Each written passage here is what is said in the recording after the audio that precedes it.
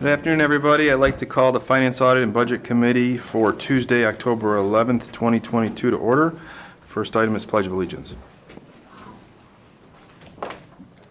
Allegiance to the flag of the United States of America and to the republic for which it stands, one nation, under God, indivisible, with liberty and justice for all.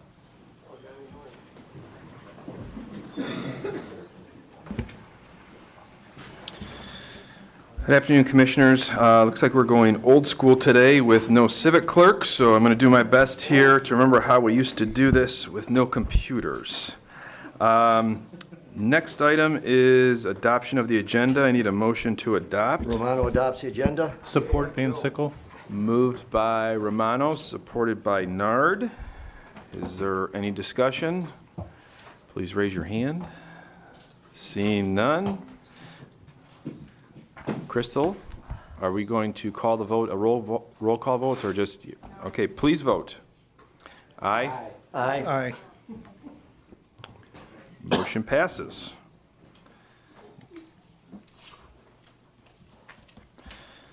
Next item is the approval of minutes dated October 4th, 2022. Need a motion to approve.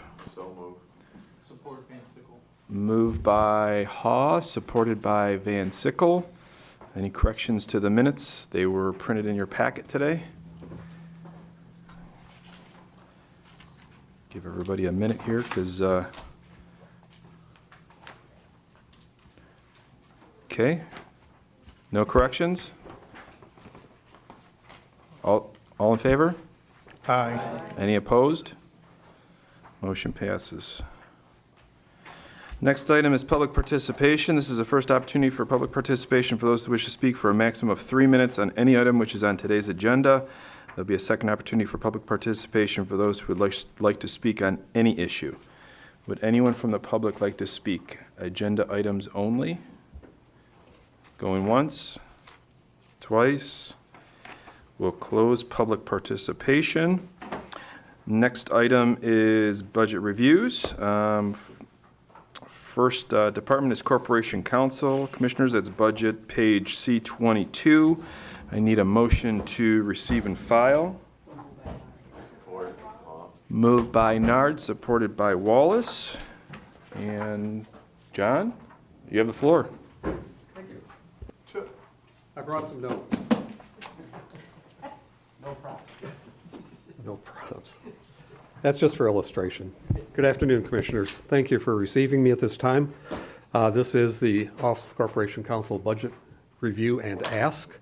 For the prior 6 years, I've come before you and not asked for anything more than what was required by union contracts. That practice ends right now. I'm asking for sufficient funding to fund one additional lawyer position within my office. That is in addition to the position that was added a few months ago, which was net zero to the county, funded entirely by community mental health out of their state funding sources. I appeared before you at that time, and as I recall, I told you that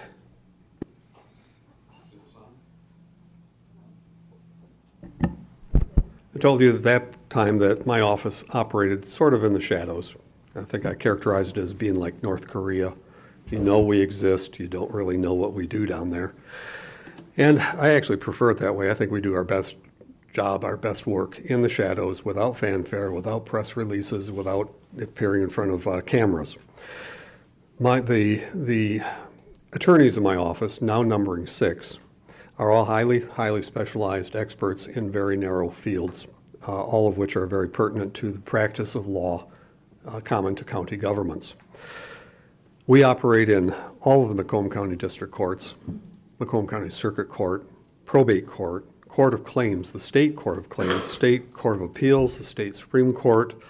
Fun fact, we also have cases in Wayne and Oakland Circuit Court. In fact, I just 2 weeks ago concluded a case in Oakland Circuit Court, Gardner versus Hengeveld, which ended in our favor with a dismissal of all charges. Mr. Gardner didn't like that, so this morning I received his notice of appeal. So that case will now go on to the Michigan Court of Appeals. We also operate within the federal court system. I was speaking with one of the commissioners about 6 weeks ago and mentioned that, and the commissioner said, probably very rarely in federal court. No, that's the vast majority of our work is in federal court. Both the United States District Court here in Detroit and also its branch offices in Ann Arbor, Flint, Port Huron, and Bay City. And we have active cases in those far-flung places as well. We also operate very routinely in the Sixth Circuit Court of Appeals in Cincinnati, Ohio. That is the appellate source for, or appellate level for all federal courts in Michigan, Ohio, Kentucky, and Tennessee, which is our circuit. We do this with in-house talent. We refer cases to outside counsel currently only in cases of conflict of interest, where there is a legal reason that we must retain one outside counsel to represent one or two county employees who are in conflict with the county itself or other employees. The variety of our legal work almost defies description. What we do every day is just astounding sometimes. If I could have a transcript of every conversation in the office, just the topics that we touch on, the conferences we have around the desk, the conferences at the water cooler, the quick questions that we ask each other routinely, it is astounding. We deal with wrongful death and major dismemberment cases routinely. We do property development, real estate transactions, tax and election issues, bankruptcy issues. We also operate, by the way, in the federal bankruptcy court. Banking, treasury matters, labor and employment cases, community mental health, state health code issues, probate matters, contract law, state and federal regulatory enforcement agency law. We do this with 9 individuals. That's 9 total, 6 attorneys, 3 support staff. We do what Oakland County does. They have 35 people. We do what Wayne County does, and they have approximately 50. Actually, one less because I just stole our CMH lawyer from Wayne County. Our accomplishments during the past year, 2022.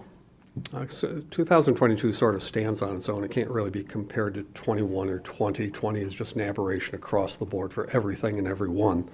But in 22, this current year, so far, we successfully won dismissal in, when I wrote this memo, it was 10 cases. It's now 14 cases. 14 dismissals. That is no cost to the county whatsoever other than fixed overhead, our paychecks. We also had 2 fully contested state court jury trials that ended in our favor, 0 verdict for plaintiff. At the same time, we settled 2 cases, 2 settlements, 16 favorable results. We have a dismissal rate right now of 88.89% for this year. Absolutely phenomenal in the defense practice, whether it's private or government service. We have 4 more additional dismissals pending. The issues have been briefed, arguments have been made. We're just waiting for the federal court to get around to issue its decisions in 4 more cases. If those are successful, and I kind of expect them all to be, because quite frankly, we don't have time to write, brief, or argue bogus motions, frivolous motions, or motions, let's take a flyer and see how this works out. We'd have to devote our time and our talents and efforts to the most meritorious issues and cases. Unlike private practice attorneys who can always turn a client away, we can't. We don't have the luxury in my office being able to say, I don't like this case, or it represents way too much work, it'll overwhelm our abilities, or I don't like you as a person, so no, you go away. We have to take everybody that walks through that door. So even though we don't have the ability to shop cases like private firms do, we still have that phenomenal rate of success. In this calendar year, we succeeded in appeals before the Sixth Circuit Court of Appeals and the Michigan Court of Appeals. We have pursued, actually Frank Krisha has done this, pursued the county's defense in a multi-jurisdictional class action litigation concerning alleged unconstitutional taking of excess proceeds realized from multiple years of property tax foreclosure auction sales. It's 100 times more complex than that sentence. And we've not gone to outside counsel or big deal law firms that will charge us $400 an hour or $500 an hour to defend that.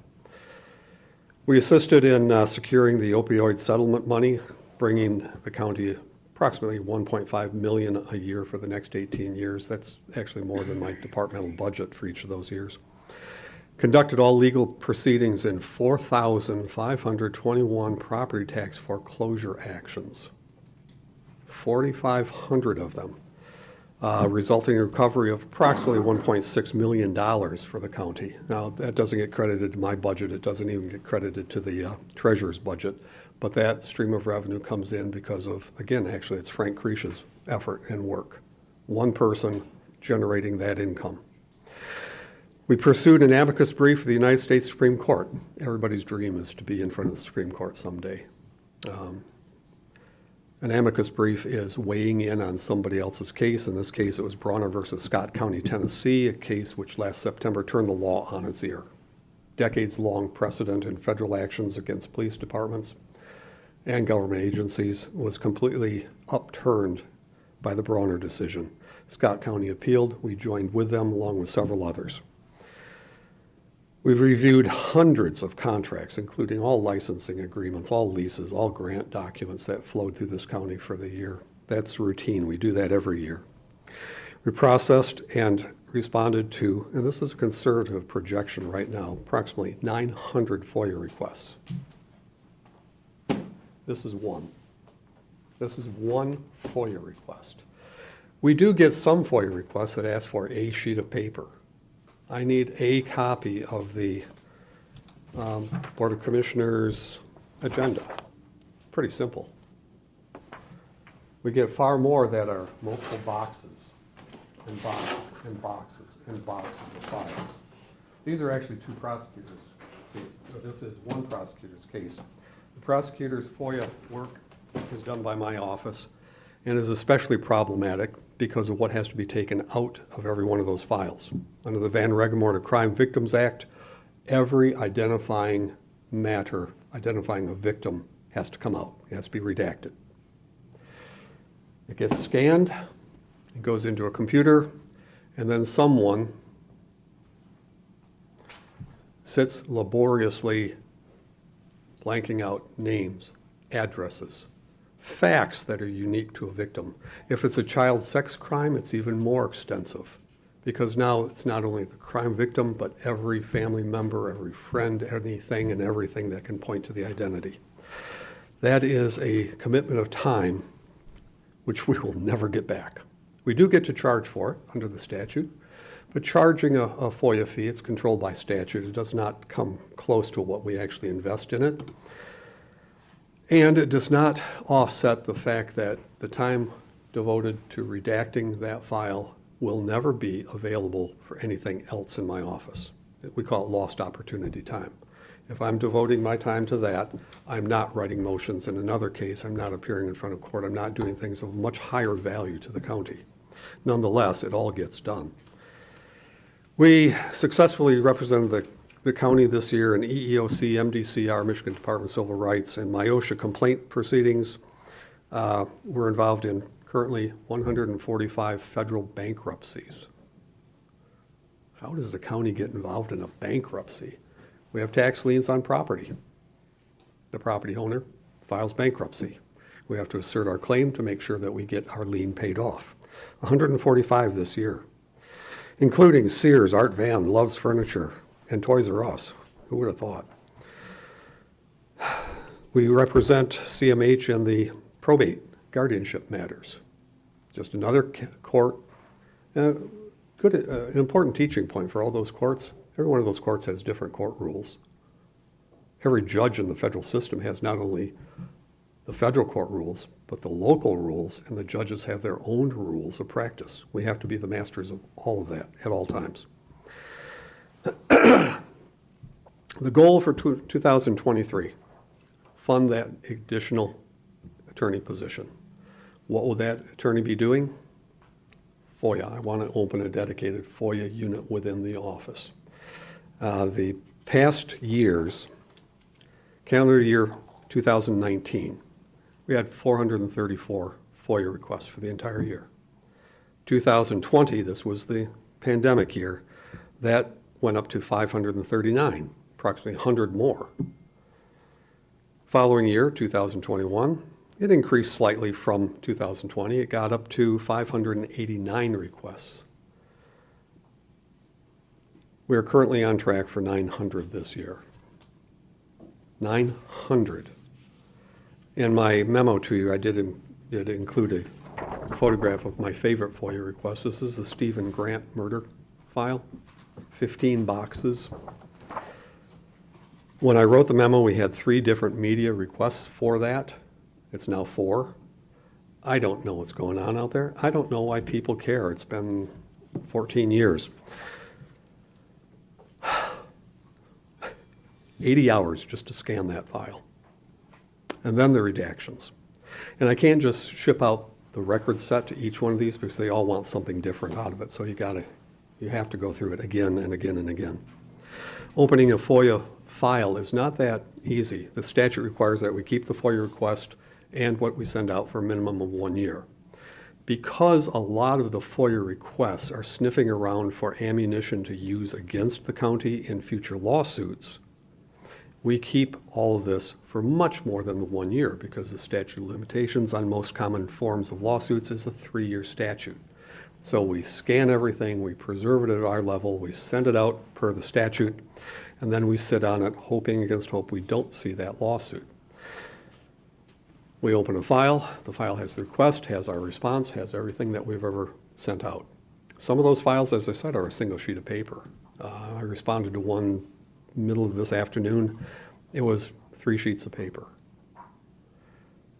And then it's offset by the multiple box FOIAs. The attorney position,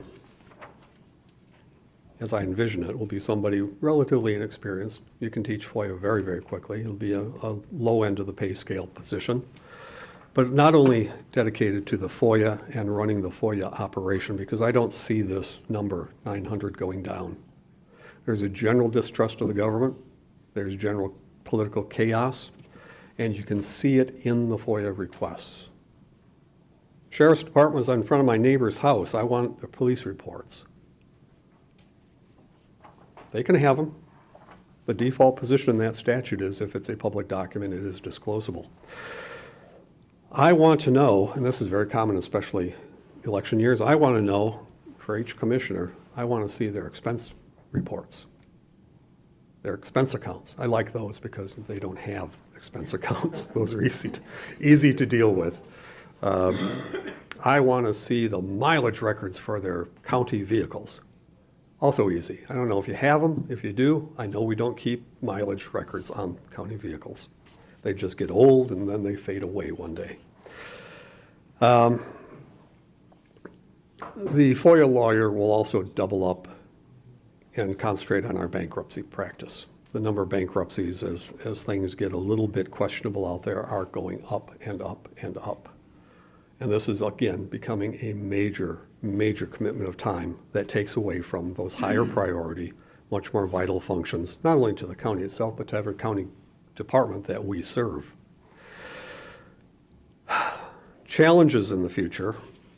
Number one, first and foremost, keep up with the crush of business without going to outside counsel. I think going to outside counsel because we don't have sufficient in-house resources is a total waste of county money. I know what we make per hour. I'm not going to say it here in open session, but I know because that's what we can charge under the FOIA statute. It pales in comparison to even a moderately priced outside firm that will charge $300 an hour. Going to outsiders because I don't have enough resources in-house is a waste of our money.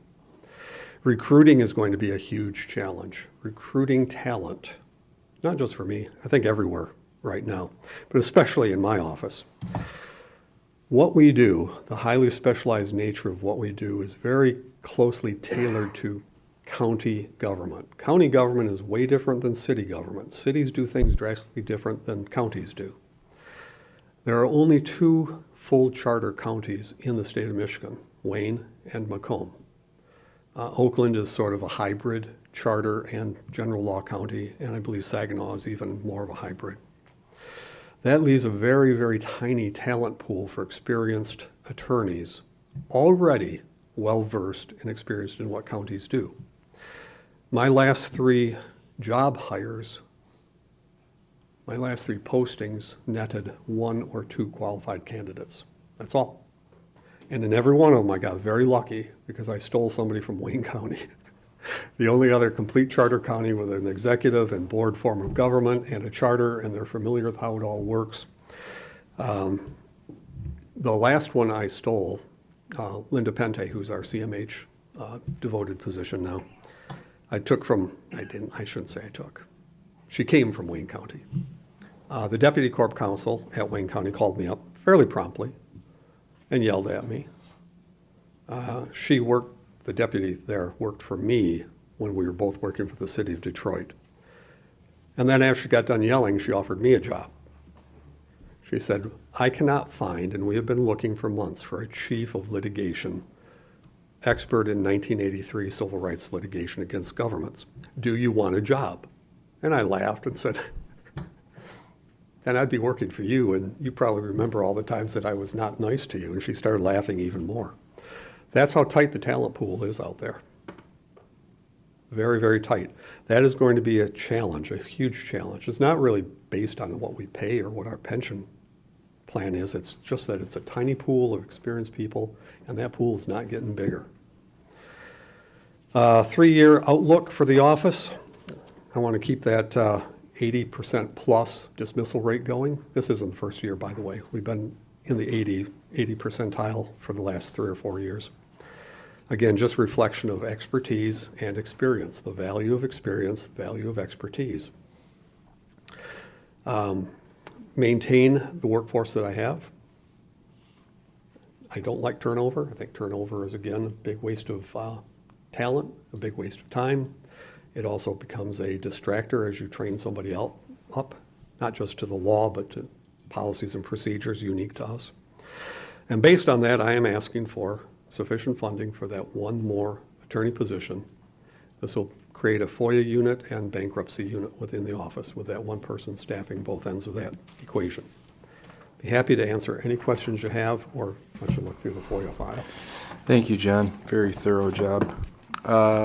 Questions? Commissioner Haw? Thanks, Chair. Thanks, John. 2 questions. You indicated a FOIA type. Are you looking for a lawyer to do this? Is Yeah. that what I'm hearing? Yeah. What would be the salary range for that? I was hoping you wouldn't ask me that. I know what the top is. I don't know what the bottom is. all the talent that I've hired, I brought them in at the top. I have to make that offer to get the experience and the talent that I'm Okay. looking for. But this, I envision somebody who's got maybe 2 years experience. Learning FOIA is not hard. Applying legal determinations to those redactions, that's why you need a lawyer doing it. You know, what is redactable, what is not. It is a lengthy statute. I don't think it's complex, and it certainly wasn't written to be complex. So is this something a graduate of law school could do, but yet not pass the bar? No, No. no. You have to be a bar member to be an Okay. attorney in my office. Secondly, I was looking at personnel expenses, and it went from 1137 to 1364, which is plus 227. Can you explain that? And I'm going to ask this question to everybody. I got news for you. Well, one of those is Linda Pente's position. That was the net zero to the county because it's being funded through CMH. But the budget adjustment money appears in my budget. And I believe the balance is the new position that I want to add now. Thank you. That's all I have, Chair. Any other commissioners? Commissioner Kraft? Thank you, Mr. Chair. Hi, John. Good presentation. Thank you. The CMH position, is that position listed in your roster? I'm looking at the addendum 2 in our budget book with the list of the positions and the highs and the lows. Mm-hmm. Is that position located there, or would that be in CMH? No, it's in mine. Okay, because I'm looking at what you have here with the 7 attorneys, 3 litigation support specialists, and 1 paralegal, and then I'm looking at the breakdown in the staff, and those numbers aren't adding up. And these are small numbers, so I think I can do them in my head. They should, if I could do numbers, I'd be an engineer. Linda's position should be in my budget. We had some early discussions with CMH with Dave about, you know, in his department or mine, and I think everyone reached the conclusion that in mine was the appropriate way to do it. And there's a tactical reason why. If you start putting attorneys in other departments, very quickly adversarial relationships start building. Gotcha. Linda Okay. is dedicated to that department, but we won't artificially create animosity between the two. Okay. Thank you, John. And one last thing real quick. I think the addition of the new position is merited. I think the categories that this person would fall under in handling are going to continue to increase, as you suspect, and I suspect the same. It's my personal opinion that it's a warranted addition to Thank you. your team. So thank you, John, and thank you to your team for everything they do. Thank you, Thank Mr. you. Chair. Any other commissioners? Commissioner Van Sickle? Thank you. Good afternoon. Good afternoon. Do you have floor space for this person? Or are they going to be in a satellite location? There is office space right next to my office, and the build-out cost, I would estimate, would be about $500 to just break a doorway through between the two. And that other office space is configured for our purposes. Thank you. Thank you, Chair. John, I got a few questions. Sure. In regards to that build-out cost, so you said 500, but on your worksheet here, you're estimating 10 to 15,000. I think that is facilities, and they want to be much more fancy than I do. Okay. Minimally, there's a common wall. There's nothing in that wall. It's drywall and some construction studs. You break through, and now we've got a passage. It would also give my office a very important back door. Because right now, in an active shooter position, my office is a shooting gallery. There's one door in, and that's it. This would give us an indoor, and down at the end of a maze, an outdoor, right across from the stairwell.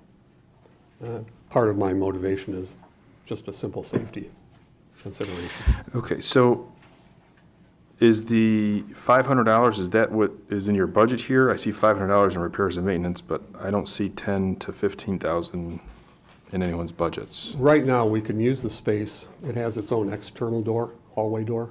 We can use it with no build-out whatsoever. Okay.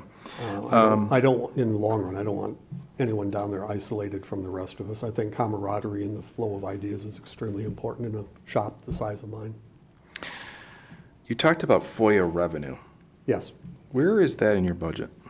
And how much is it approximately? I believe it's in there. It should be about a $1,500 figure. Okay. And that That's it? fluctuates. That's, the statute says what we can charge. Okay, so if you're anticipating, because you had 1,500 in this year's budget and you got 1,500 thereafter, but your FOIA requests are nearly doubling, or Yeah. at least going up, right? Yes. So you'd anticipate that revenue to go up with it? Any charge less than $15, we can't charge at all. We have cut a lot of the costs. We don't send out paper anymore. Everything goes out on a disc. It cuts down on the postage we have to spend. It cuts down on toner cartridges, all the expensive things that are kind of part of our fixed overhead. We don't charge local media. We just don't. They don't have the money. And if they do, it takes them months and months to find it. And as in the spirit of transparency, we don't charge local media. We do charge ABC 2020. And ABC 2020 asked for Stephen Grant 3 separate times, and now CNN is asking for it. We'll charge them because Okay. they can sell one more commercial on the Super Bowl and make the money. A lot of what we do never gets paid. A lot of work gets done. We send out the invoice, we wait for payment, we never get payment. We don't send them anything, but we still wasted the time producing. When your scanning issue, Yes. thank you for bringing in your props today, by the way. I tried to keep it down to a minimum. I know the prosecutor is talking about also scanning with IT and getting more of a, one database where all these files are at. Mm-hmm. Theoretically, if there's a case that comes into this county, wouldn't that already be scanned already somewhere? Depends on where it comes in from, what department it comes from. Some are much more paper dependent than others. Most of what we get from the sheriff is already scanned, put on a disc, put on a thumb drive, and sent over to us in that fashion. So we're not scanning on our scanner. It's Okay. been done at the department level. So Other are there departments- specific departments that are not scanning then to make your job easier? Just anecdotally, most of Rhodes Small jobs, traffic signal timing records are very popular. They scan those and send over the scan. They just email it to us. Others are much more paper intensive, and we get 2 boxes dating from 2012. Back when scanners were a pipe dream in most offices. Right. And although you wouldn't believe it, looking at our office, we go pretty paperless compared to what it would be without scanning. We've got a huge scanner in the copy room. We also have little tiny ones on each desk now. Okay, great. Thank you, John. Any other speakers? Chair Brown. For the members of the board, can you just highlight the support you provide this office in terms of just operationally? I mean, just so they understand.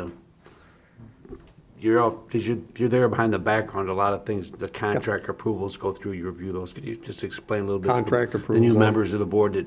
Oh, sure. All county contracts, whether it's a contract, a license agreement, a grant agreement, they all come through my office. They all flow through our office.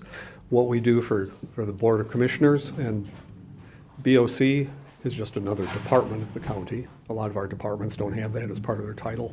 The executive office is a department. My office is a department. But we do whatever you ask us to do. You know, the workflow that we receive from you is really dependent on you.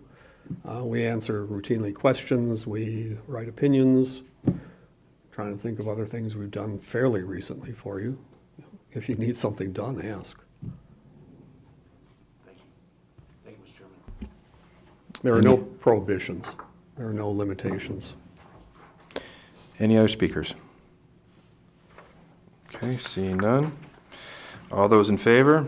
Aye. Any opposed? Okay, motion passes. Thank you. Thank you, John. Thank you. Okay, next department is the Ethics Board. It's budget page C32. I need a motion to receive and file. Moved by Romano, supported by Nard. Dr. Amboyer, you have the floor. Thank you, Committee Chair. I appreciate the opportunity of appearing before the Board of Commissioners today, representing the Macomb County Ethics Board. I've had the honor and the privilege of serving as a volunteer for the last 9 years, all the years that the Ethics Board has come into being. As you're aware, the mission statement of the Ethics Board is as follows. The Macomb County Ethics Board was created by Article 2 of the Home Rule Charter of Macomb County in 2009 to ensure all public servants, being elected officials, appointed officials, employees, and vendors doing business with the County of Macomb, comply with the ethics ordinance. We have since 2009 been in existence by county charter, and with the support of the Board of Commissioners, have worked together very closely and very well. There's been 3 subsequent county ordinances relative to ethics that have been employed, and in turn, the Board of Commissioners have approved rules of procedures by which we follow quite closely. We've been very grateful to have the opportunity to work in conjunction with a variety of county departments, to include the Finance Department, very, very closely with Corporation Counsel, with IT, Human Resources. All the county departments have been exceptionally helpful, and we've worked very well with them and appreciate the opportunity to do that.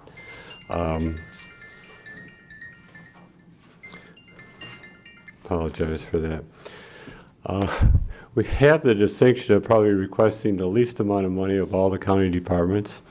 In 2022, or for the budget year 2022, you gratefully appropriated $3,800 for the Ethics Board to operate. So far during this fiscal year, we've only spent $433. And most of that has been because we don't have a secretary, but instead we have a cell phone that I carry all the time, and believe it or not, the cell phone is quite busy. We have also been working in conjunction and successfully implemented, as you're aware, an online training program in conjunction with Human Resources and Labor Relations. Most all of you have gone through that training, I'm told, and quite aware of the ethics ordinance, and I feel that that's very important, not only for you as role models to have taken the online training, to also be quite aware of the ethics ordinance, the rules and procedures by which we operate, but also on behalf of the employees who go through that too on an annual basis, to be aware of what's concerned in the ethics ordinance, primarily to prevent any unethical behavior that might transpire among employees, elected officials, and appointed officials as well. So that has worked extremely well, and fortunately it's reduced the number of ethics complaints that we've had over the years. In addition to that, the personnel and vendor disclosure forms and the information that's processed by the Finance Department as well as Human Resources have also contributed significantly to reduce the number of ethical violations that have transpired over the years. In total, we've had 18 advisory opinions that we've acted upon and 26 ethics complaints, some of which have been very complicated, while others haven't been quite so complicated. We've had some very difficult challenges to deal with and to resolve, but working in conjunction primarily with Corporation Counsel, we've been able to successfully resolve those complaints and are continuing to deal with them. In addition to being thankful for the opportunity to serve as volunteers, I think all the ethics members have the same feeling. We appreciate the opportunity to provide the service that we do as volunteers to the county and feel that it has had a significant impact. We've been contacted by various other ethics boards and on a governmental basis, being county and cities, and most recently the City of Detroit Ethics Board has sought our opinion and our assistance to help them develop a more successful ethics board that we've had. We've also worked with other municipalities within Macomb County to assist them and gained from the experience that we've had to also have achieved success in terms of preventing unethical behavior within their jurisdictions. So with that, I'd be more than happy to answer any questions we have. Once again, we're requesting an appropriation from the Board of Commissioners of $3,800 for the fiscal year 2023. We doubt very seriously that we'll ever spend that much money. On the other hand, there might be an occasion where we might have to come back to the board with justification if we feel that more is necessary, but at the present time, we don't feel it is. So once again, thank you for the opportunity and welcome any questions that you may have. Thank you, Doctor. Commissioner Hall. Thank you, Chair. Don, first let me say thank you to yourself, your team, Thank you. all that you do. Most importantly, thank you for having the smallest budget. And I think the only department in here, after I've gone through most of them, that has reduced the budget. So you had mentioned most of us have taken the ethics training. I would like to encourage all my colleagues, if you have not done so, it takes about an hour. It's worth it. Gives you the criteria so that we don't ever have to appear in front of that board. So I would encourage that. And thank you for mentioning Thank you. that. Have a good day. Thank you, sir. Any other speakers? Okay. Seeing none, I think we're all set. Thank you, sir. Thank you. All those in favor? Aye. Any opposed? Motion passes. Next item is the county executive. This is budget page C23. I need a motion to receive and file. So moved by Nard. Support Van Sickle. Moved by Nard, supported by Van Sickle. Deputy Delton here. Yeah, thank you. Good afternoon, Commissioners. The budget you have before you that we've submitted, the largest increase you'll see is in the personnel line item. And that is because 2 budget cycles ago, as we prepared for the 2021 budget, we submitted that budget countywide. There was a reduction of about 102 positions from 2020. If you recall, and I know none of us will forget, we were at the height of the pandemic 2 years ago when we were preparing the 2021 budget, and we went to every department head and every elected official and said, we don't know where this has taken us. We don't know when we're coming back. Are there positions that are vacant, people that have resigned or retired, that you can do without, at least for the time being? And again, there were about 100 positions countywide that were taken out of the budget that we presented in 2021. One of those positions was a deputy county executive, which is entitled to the executive by charter to have 3 of them.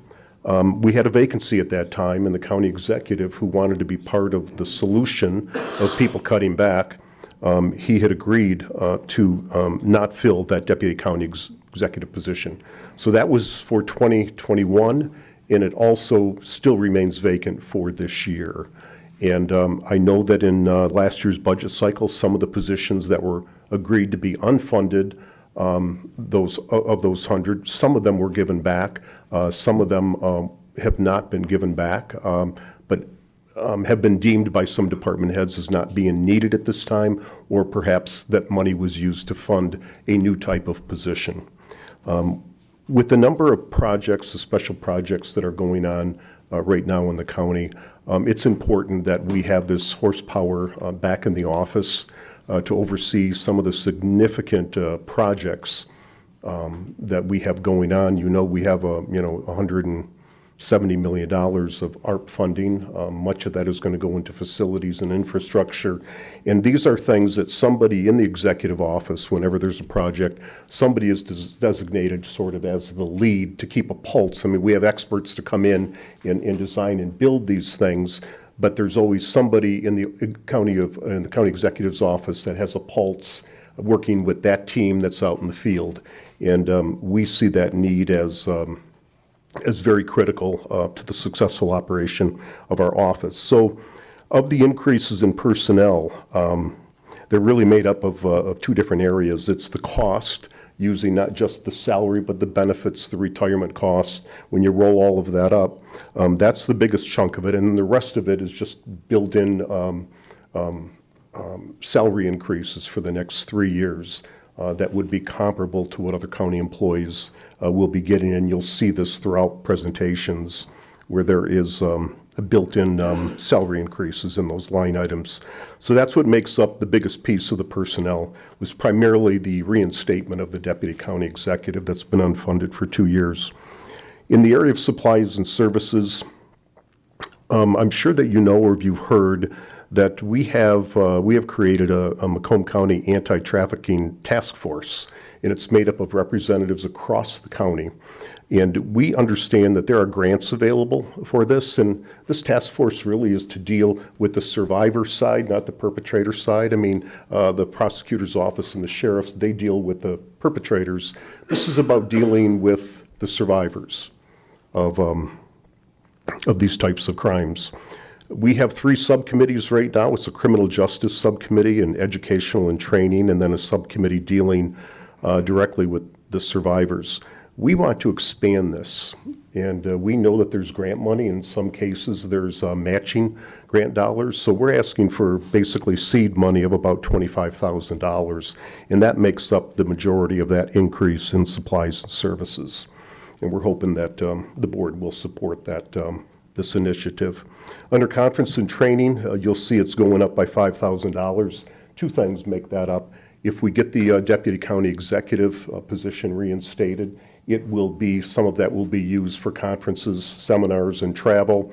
And then the other piece of that is just the increased cost of doing business, whether it's airfare, mileage, or whatnot, increased costs in conferences. And the vehicle operations, we have, I think in our department, there are two vehicles, 2 county vehicles. One is by the executive and one is used by the deputy county executive. Both vehicles are getting older, and one in particular, we're putting a lot more money into it to keep it running. So that's why we're asking for that increase. And then the last big increase is contracted services, going from about $212,000 to $324,000. During the height of COVID, we were able to use CARE Act dollars to subcontract or to enter into a consultant services agreement to have a, I guess for lack of a better term, a community engagement specialist, someone that works directly with the underserved population in the county. And I was trying to get more information on this specifically, and there's no better person that can give a detailed description of this than John Paul Ray. So if you want to know more about that, I'll ask him to come up here in a minute. But and then we do have an increase in our lobbyist services contract, so that is also built into the contract services area. That pretty much summarizes the increases that we're asking for. And I'm happy to take any questions. Thank you, Mark. Commissioners? Commissioner Song. Thank you, Chair. Hi, Mark. How are Hi, you? how are you?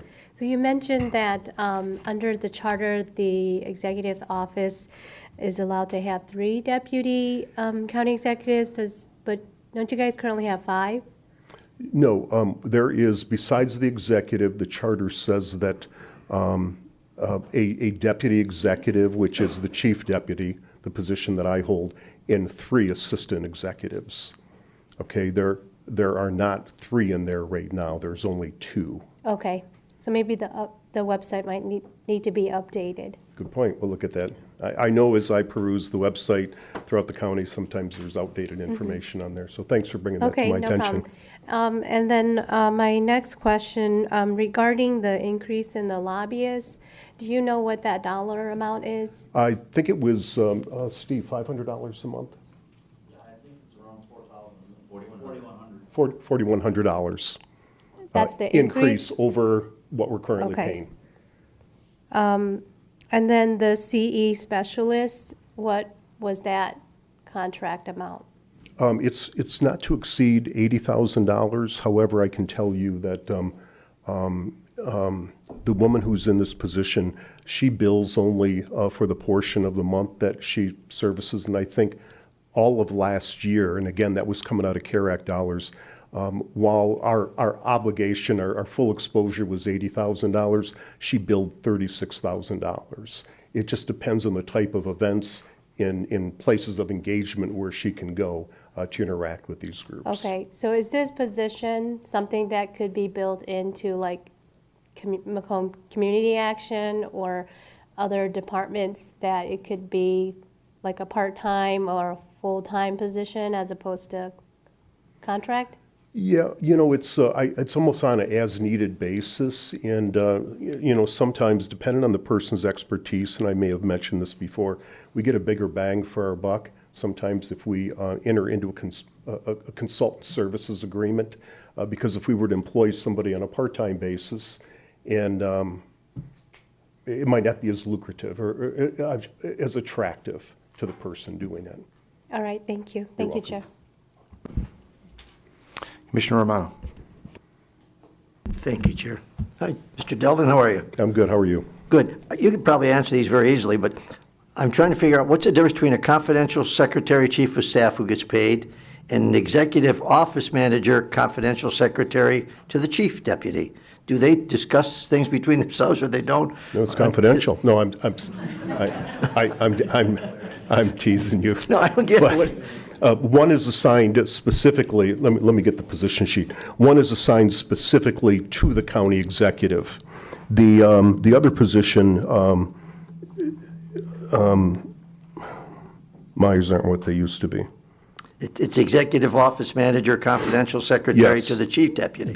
Yes, and that position reports directly to me and then oversees other activity in the office and provides support to the other deputy executives.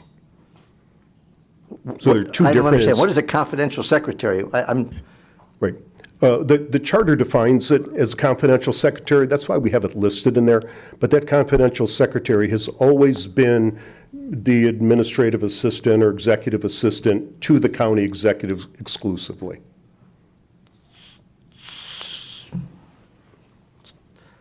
I'm sorry, bear with me here, Mark. So you have one, and the chief and the executive has one. Is that correct? Yes. Okay. Well, let's move on. This professional support, public information officer And then we have a chief policy advisor who's on a part-time basis. What is a public information officer? I would imagine, is there another name for them? In some departments, it might be referred to as communications specialist Okay. or director of communications, somebody that works with the media. Okay, and the chief policy advisor, he's on a hourly basis, is that Hourly correct? basis, works 18 hours a week. And what does he do, or she? Advises the executive and his team on policy matters, on lawsuits, with the assistance, of course, of Corporation Counsel. This position, the chief policy advisor position, works very closely with Mr. Shapka and his team. Okay, thank you, that's all I have. Thank you, Chair. Commissioner Kraft. Thank you, Mr. Chair. Hi, Mark. Good to see you. Hi, Phil, how are you? Quick question for you. In the minimum maximum salary range for a deputy county executive maxes out at about 158, 159. Yes. And in the front of our budget book with the personnel changes, it has the FTE at 222, 600. Is that with benefits? Yeah, Is that with the? 222 is full freight healthcare, you know. So that's all in? Yeah. Okay. The pension the DC contribution. Does that also count towards the potential raises that may be coming? It's built that in there. Steve's Yeah. nodding. Okay, I got Built in 2-0. there, yeah. Perfect.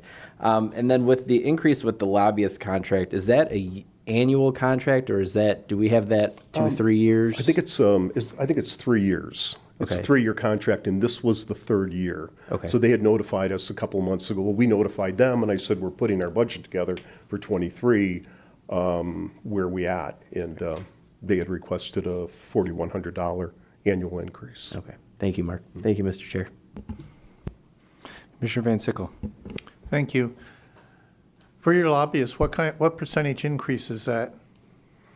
I think the contract is about, I think it's about $54,000 a year annually. Now, that is shared with the Department of Roads, which comes out of a different pot, the Act 51 dollars. But at the beginning of this new form of government, pre-executive, the board commissioners had a lobbyist in the Department of Roads, which was a separate government many years ago, had a lobbyist. What we did is we talked with the Department of Roads, said it's silly for you to have a full-time lobbyist. The executive is going to retain the services of one. Can we just share the lobbyist and prorate the amount?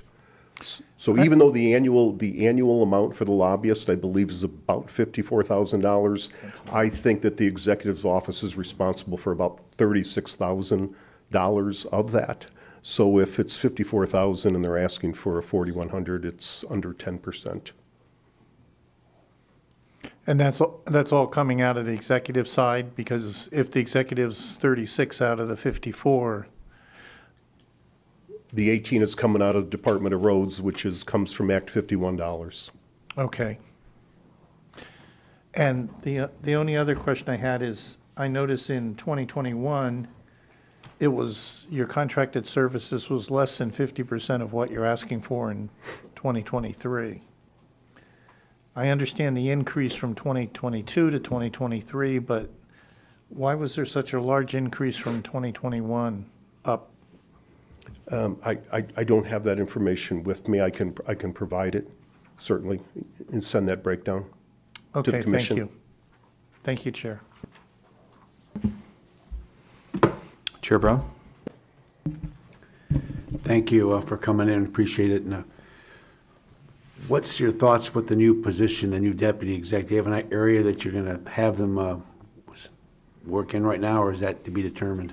Well, again, you know, the nature of what we do often changes it evolves from year to year, and with a significant amount of the ARPA projects aside, with the significant amount of money that we've been asking for in our 5-year capital plan, it's to update, modernize our buildings, and in some cases, build new buildings, our animal shelter being one of those. That's something we hope to undertake next year, at least do a feasibility study about what we need in a new animal shelter. And if I can just digress just for a moment here. I mean, that animal shelter was built in 1958. It might look newer on the outside. It's had some facade improvement over the years. we are at maximum capacity, and it really is inadequate space. And, kind of like the jail, we keep pouring good money after bad money because it's still a building that was built in 1958, and we've outgrown it. Now, we've taken on, in the last 5 or 6 years with the support of the Board of Commissioners, Roseville and St. Clair Shores have come to us and said, will you take over our animal control services?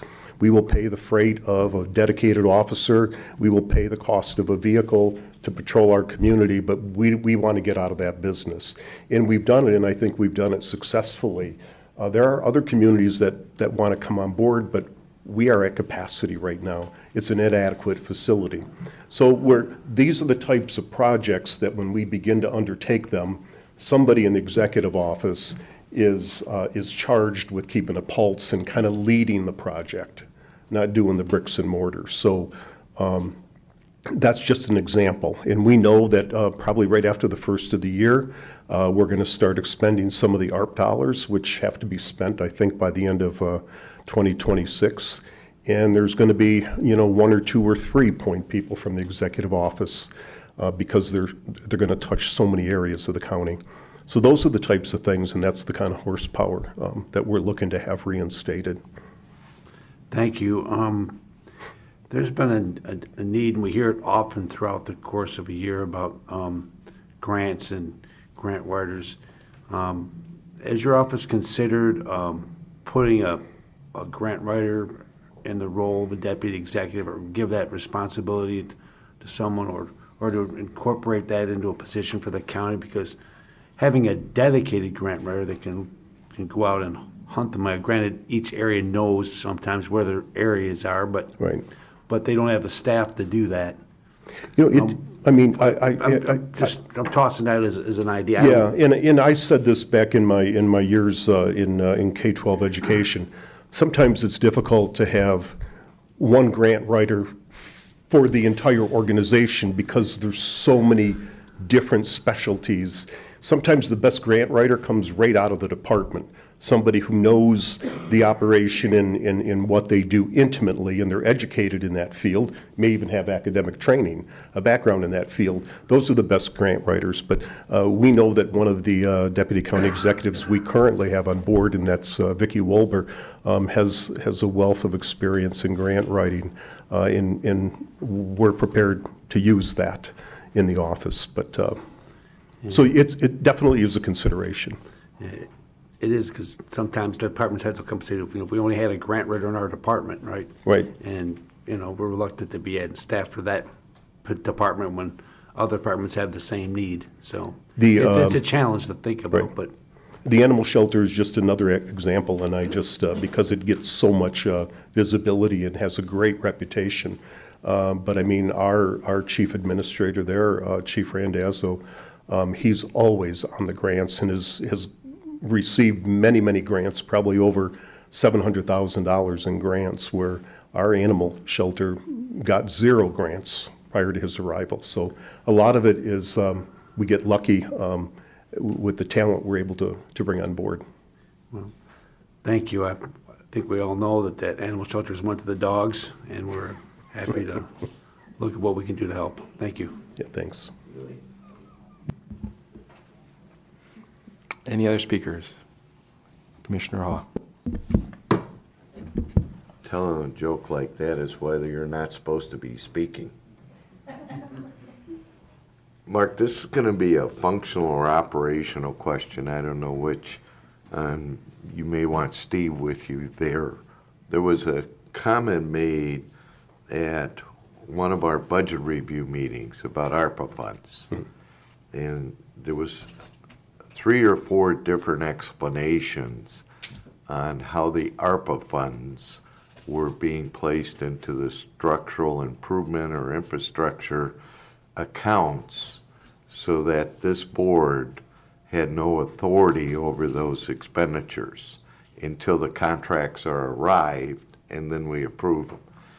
There's 3 or 4 of us have discussed this, and we all heard a different thing. So I'm asking for clarification on that statement, and I know Steve's behind you, and I mentioned to him that I was going to do this, so I'm not catching him off guard. So maybe you want to ask Steve if he wants to deal with that, because it was in direct response to a question by Commissioner Kleinfeld, who asked it a different way. Steve? Steve, can you help out here? Steve, what Harold said. Good afternoon, Commissioners. I believe the comment I made was that the priorities of the executive are of capital in nature. So since the priorities are to spend the money on capital projects, the money was put into capital projects fund, which is required by accounting standards. And that's where it's being accounted for, assuming that those projects are awarded and approved, or the contracts for those projects are approved. So at this particular juncture, it's a placeholder, an identified project, but nothing gets done nothing gets done if it's over 35,000 unless this board approves it. All the contracts related to the spending of that money as proposed has to come to the board for contract approval. You're Okay, correct. I hope that clarifies that entire conversation. If not, somebody else can ask the question. Thank you. Thank you, Chair. Oh, Ask the question. go right ahead. I'm done. Thanks, Chair. Oh, hold on. Commissioner Kraft, you? I'd be second. Okay. Was there anyone else before? Okay, Commissioner Matuzak, go ahead. The money, my understanding, and after 2 years still feel like a rookie going through this process. Sorry. My understanding, and as I said, I still feel like a rookie going through this process, even though it's my second time, is the ARPA funds are put into the capital accounting system. And I totally agree, we get to approve each contract as it comes in front of us. But because that budget amount is located in the capital budget, if we would choose to spend some of that ARPA money differently than the executive has recommended, we can't do that because it's in the capital budget until it comes before us in the form of a contract. That's correct. Thank you, Mr. Chair. Thank you, Commissioner. One of the questions that I had, actually, Steve, I already asked you this, but approximately 151,000 of the exec budget was not spent in 2021. I know you're looking into the details of that. It's one of those on my list for you. But what I'd also like, Mark, if possible, the contract services, I think maybe Commissioner Van Sickle asked this, so just in 21 to 23, it's basically doubling. I think you're going to be providing us a little bit more detail as to that back in 21 compared to 2023, correct? Yes, absolutely. Okay. My other question was already answered. So you already got that one. Any other commissioners first round? Commissioner Zinner. He's going to be second round.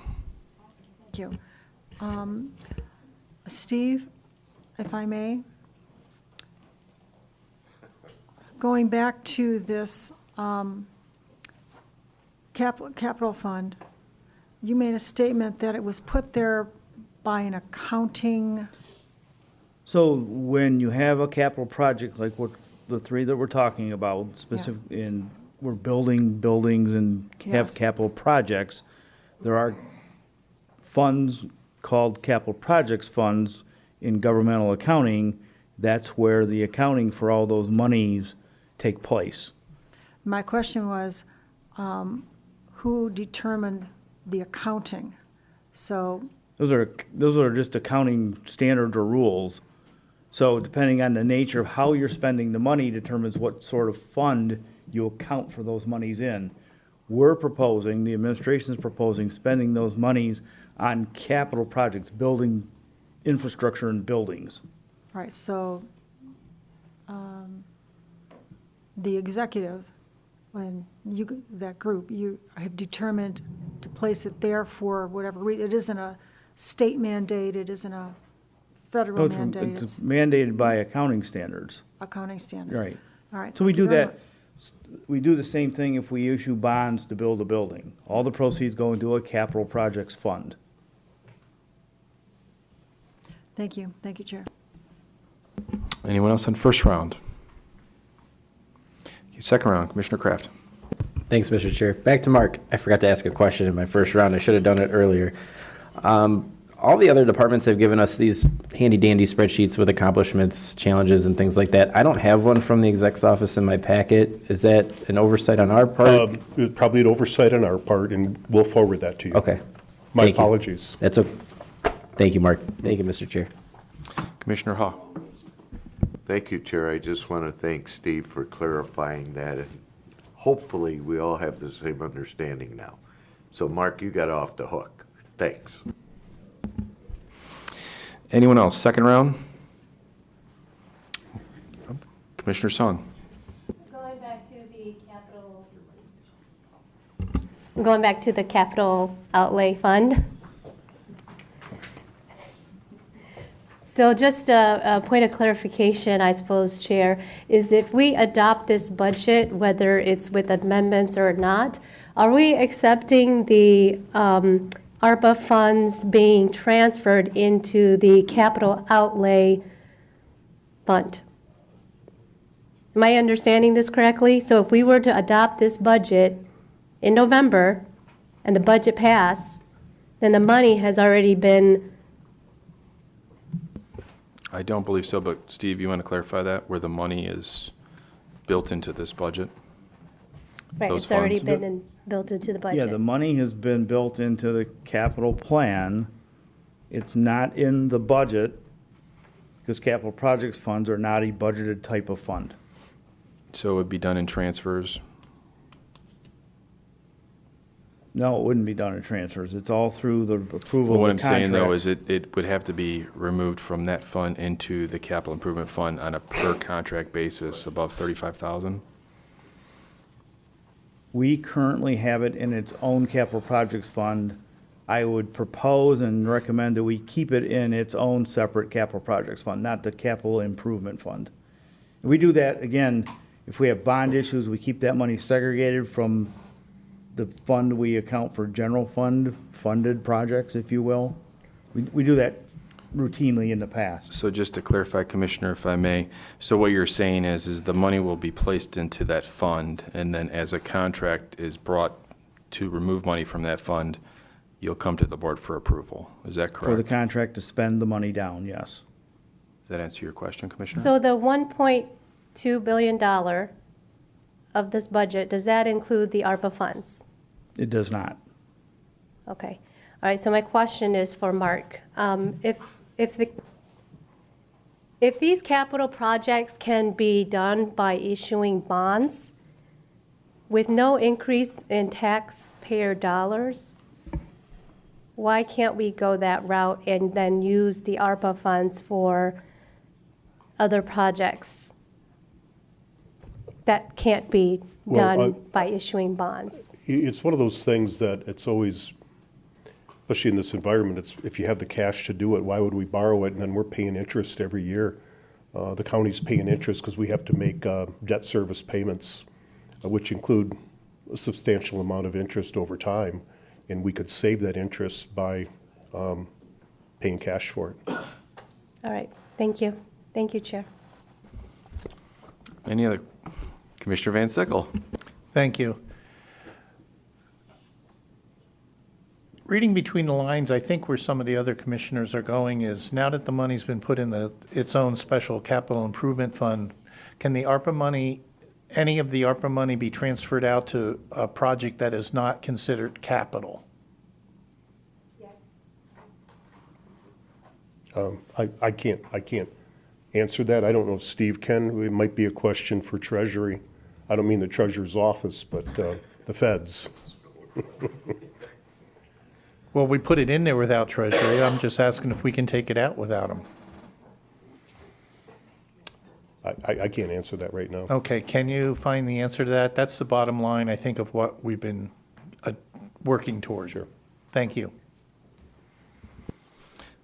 Any other speakers, second round? Okay, I think we are all set. Thank you, Mark. Have a motion on the floor. All those in favor? Aye. Any opposed?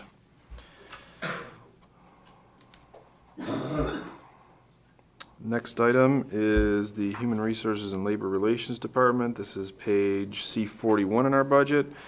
I need a motion to receive and file. Moved by Nard, supported by Haw. Carlin, how are you? Hi, welcome. Thank you for having me here today, everybody. I haven't met everybody yet. I'm Carlin Semlow. I'm the Director of HR. I've been in the position now for approximately 7 months, and so this is my first budget meeting with you all. We've been very busy in HR over the last year, and I can say that we've been through quite a storm, and I think we've come out of it at this point. I just wanted to take a moment to highlight a couple of the things that have happened in the last couple months for us in HR.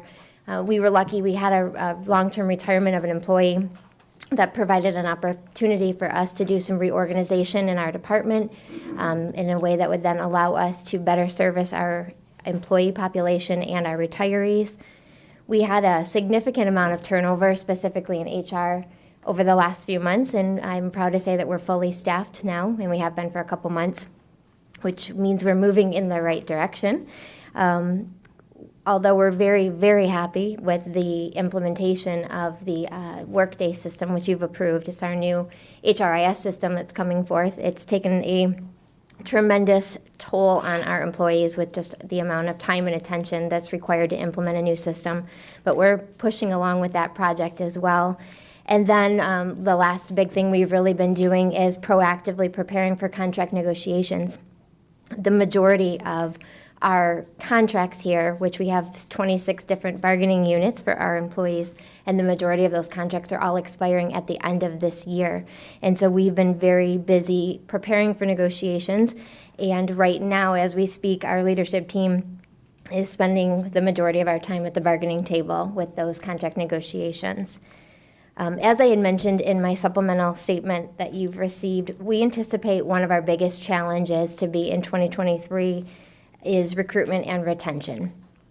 You've heard it already a couple times today from previous speakers that that's a concern that we have within our own department and countywide, and we are preparing for that. I would say the most significant thing that we've done to combat that is we have invested in our PTA structure, PTA standing for the Professional, Technical, and Administrative Pay Structure. We call it PTA, so I'll continue to do that. We've done that. We believe that that's critical for us to allow us to be competitive in the marketplace, also to demonstrate to our employees that we're committed to them and their well-being. And then we also are doing that in order to continue to try to close the gap on the rapid rise of inflation. We can't reach it, but we're trying our hardest to stay competitive with others. And so we've taken what is commonly referred to as the PTA, and we've invested in that. I call it foundational changes. After the class and comp study 4 years ago, we had to get that class and comp study completed and implemented and negotiated with our unions. We did that. We did know there needed to be some additional adjustments to that, and that's what we've been busy working on this last 6 months or so. So we dedicated some money specifically to go into the PTA schedule, and then we made some foundational changes to that. We standardized our percentages between our different pay grades, and then we also standardized the percentages of the different increments in all of the steps to our employees. And so with those changes, we're able to provide what we are very proud of here in the county to the employees for a proposed 2023 PTA schedule. And you've heard of that through the last couple of presenters talking about the increased wages that are proposed in their budgets that are in front of you. So, and then through that process, also through our negotiations, we are having some of our bargaining units coming forward and asking us to review some of the classifications that were in the PTA that they believe maybe are not appropriate. So with all of those changes, we're continuing to refine our PTA schedule. That's probably the biggest conversational piece that we have in bargaining. So as I mentioned, what we continue to do is we continue to look at what's coming up, and it is recruitment and retention. One of the things I wanted to prepare to share with you today is a project that we're very, very proud of in HR. We've been working with the planning department, and we have launched a campaign called More Than a Job. That when you talk about why our county employees work here, most county employees are here because it's more than a job. We talk about all the time that people love the idea of serving their community, giving back to their community, being a part of something much bigger. For us, it's really never been about pay and for our employees, because that's something we've never been able to really advance on, but it's about giving back to the community. So as we started talking about this with the planning department, we created this concept of more than a job. And so what you have in front of you is just an example of our more than a job campaign. It is a budget request that's, I think, elsewhere in your budget reviews. I don't believe it's specifically in front of me today. But More Than a Job was just launched in August. What we've done here is in each of these classifications, these are our employees. This is them working in their job environment, in their uniforms or in their daily work. And if you look, I'll pull up Adam here. This is Adam. He's a dispatcher here in our dispatch department. After we met with Adam and we spoke to him, we really felt that Adam works for the county. It's more than a job for him. It's serving in his community. And so through that, we have here below just a little bit of Adam's testimony as to why he works here and why he loves here and who Adam is. And the reason that this is so important for us here from the planning department and the HR department is it's multifaceted. It gives us an opportunity to celebrate our employees, our fantastic employees. Especially, I love the idea that we get to go into their workplace. It's also helping us to get word out about the different departments that the county services, the different classifications that we have, and all of the reasons why people might want to work here. Maybe it's to be a part of the solution, as it is in Brandon's testimony. Brianna over there, the third one, I didn't know this until we met Brianna, but she is the granddaughter of Bobby Hill, past commissioner. And so when they were meeting with her and talked about why she chose public service, it was clear that this is a legacy for her to work here. And she was just a treasure for us to meet with. So we're using this as an opportunity for us to market Macomb County, the positions in Macomb County, and try to recruit. It's a different way for us to do that. So I just wanted to share that with you today. We have more employees on here as well, and we continue to grow this program. As I said, it was just launched in August, and so we're just getting it kicked off. So that's our More Than a Job campaign. You'll see elsewhere in the budget we have a fund called More Than a Job, and we continue to do marketing through that, through billboards and online digital media. We're doing a lot with digital media, and we're just getting started with that campaign and setting that off.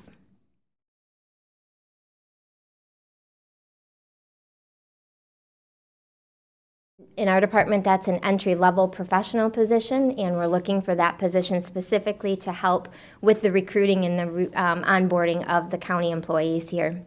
I have a position called an HR consultant. We have 8 of them, and they work directly between our department and the departments, and they are the liaisons between us and the departments. They work closely in hand with them. We do all of the recruiting for every department in the county. And we assist with the sheriff department as well.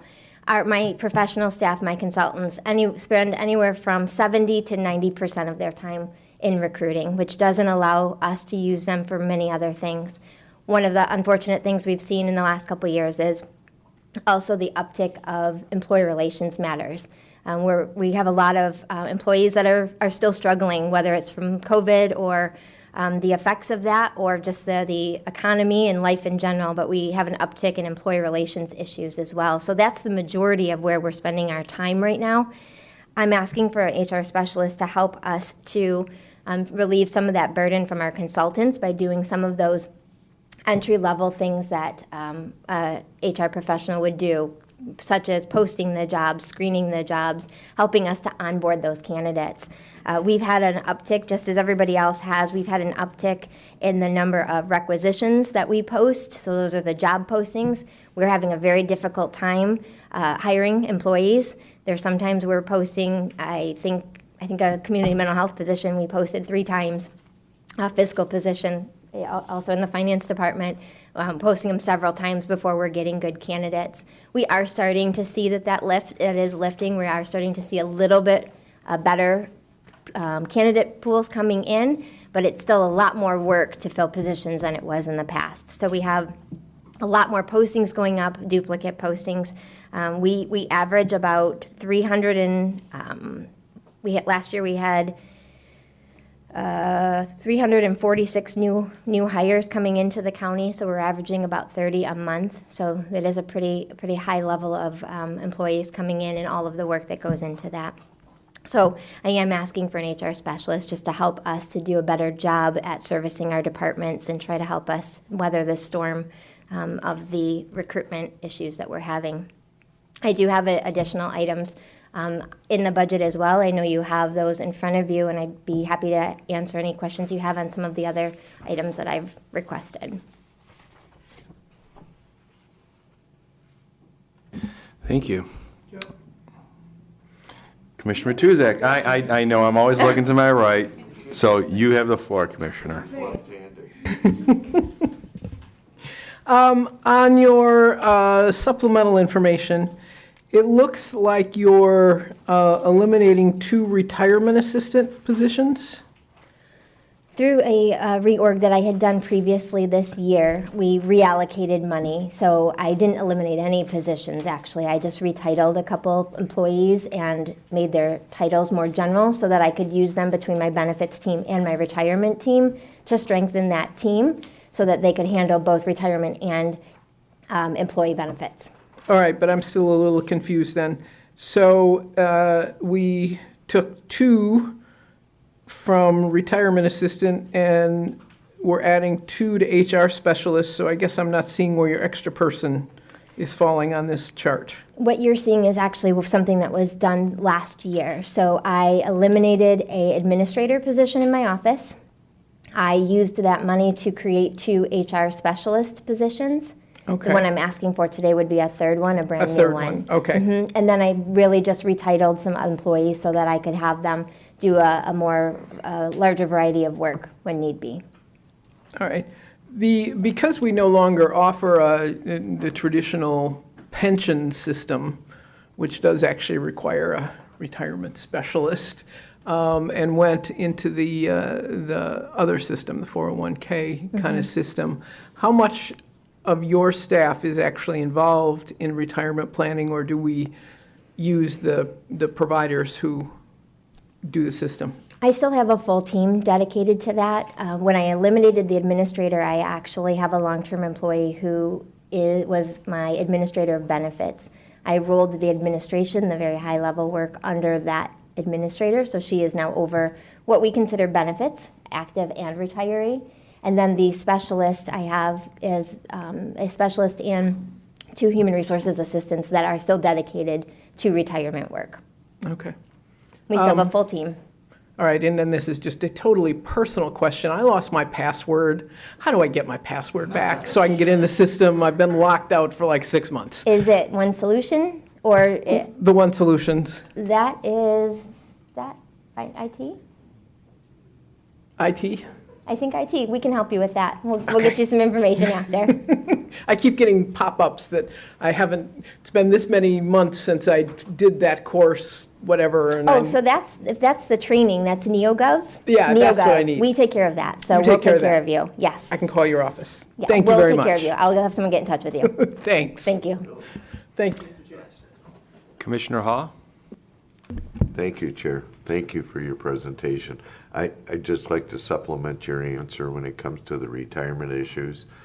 As you're aware, you actually have membership sitting in our person sitting in our meetings, because a lot of the questions when we get to retirement issues always divert back to HR, and they give us an update of who's receiving pensions and who's not. So I support that, obviously, 100%. Thank you. I wanted to ask you, that new database is probably one of the best that I've seen. Do you have any way of tracking or monitoring how many people are looking at it, utilizing it, any feedback from the outside world? On our More Than a Job campaign? Yeah. Yes, we are actually, it's so new for us, but we have been able to do some tracking of our webpage beyond what I understand of technology. That's why there is other staff. But we have seen, we did see an uptick in the month of August. We released it mid-August, so we did start to see an uptick in the number of hits into our webpage. We also have a number of applications started to increase. So we are starting to track that data. It's pretty new for us to be able to do that, but yes, we have the ability to do that. Great. We are also asking, I believe we're making a change too on our application, adding that as a category in which how did you hear from us, so we can start tracking that a little bit differently. We started buying banners. If you've seen them around the building, we have one in the court and one in this building here. A beautiful banner downstairs with a QR code. So if you take your picture of the QR code, it goes right to our job openings page. So we're really starting to get that rolling now. Thank you. And lastly, I've had this conversation with your predecessor. I haven't had it with you. We contracted for a compensation study, I don't know how many years ago.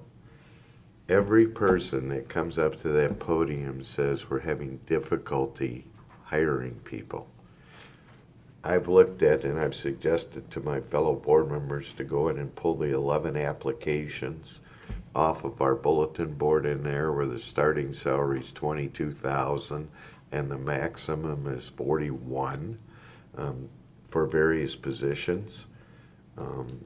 You can make that salary at McDonald's. Mm-hmm. So if you're looking for qualified people coming in that are family-oriented, that ultimately want a career here, that compensation study needs to be looked at again and try and niche where we are, especially with today's economy and inflation. It's just not working. We hear it over and over. So I don't know if you want to go back to your predecessor who's hiding back there in the second row and ask him if there's any work been done on this, but I would certainly encourage it moving forward here, because all of these open positions we have, if you fill 50% of them this year, I think you're going to be very lucky. And now we've got carryover budgetary items going into next year.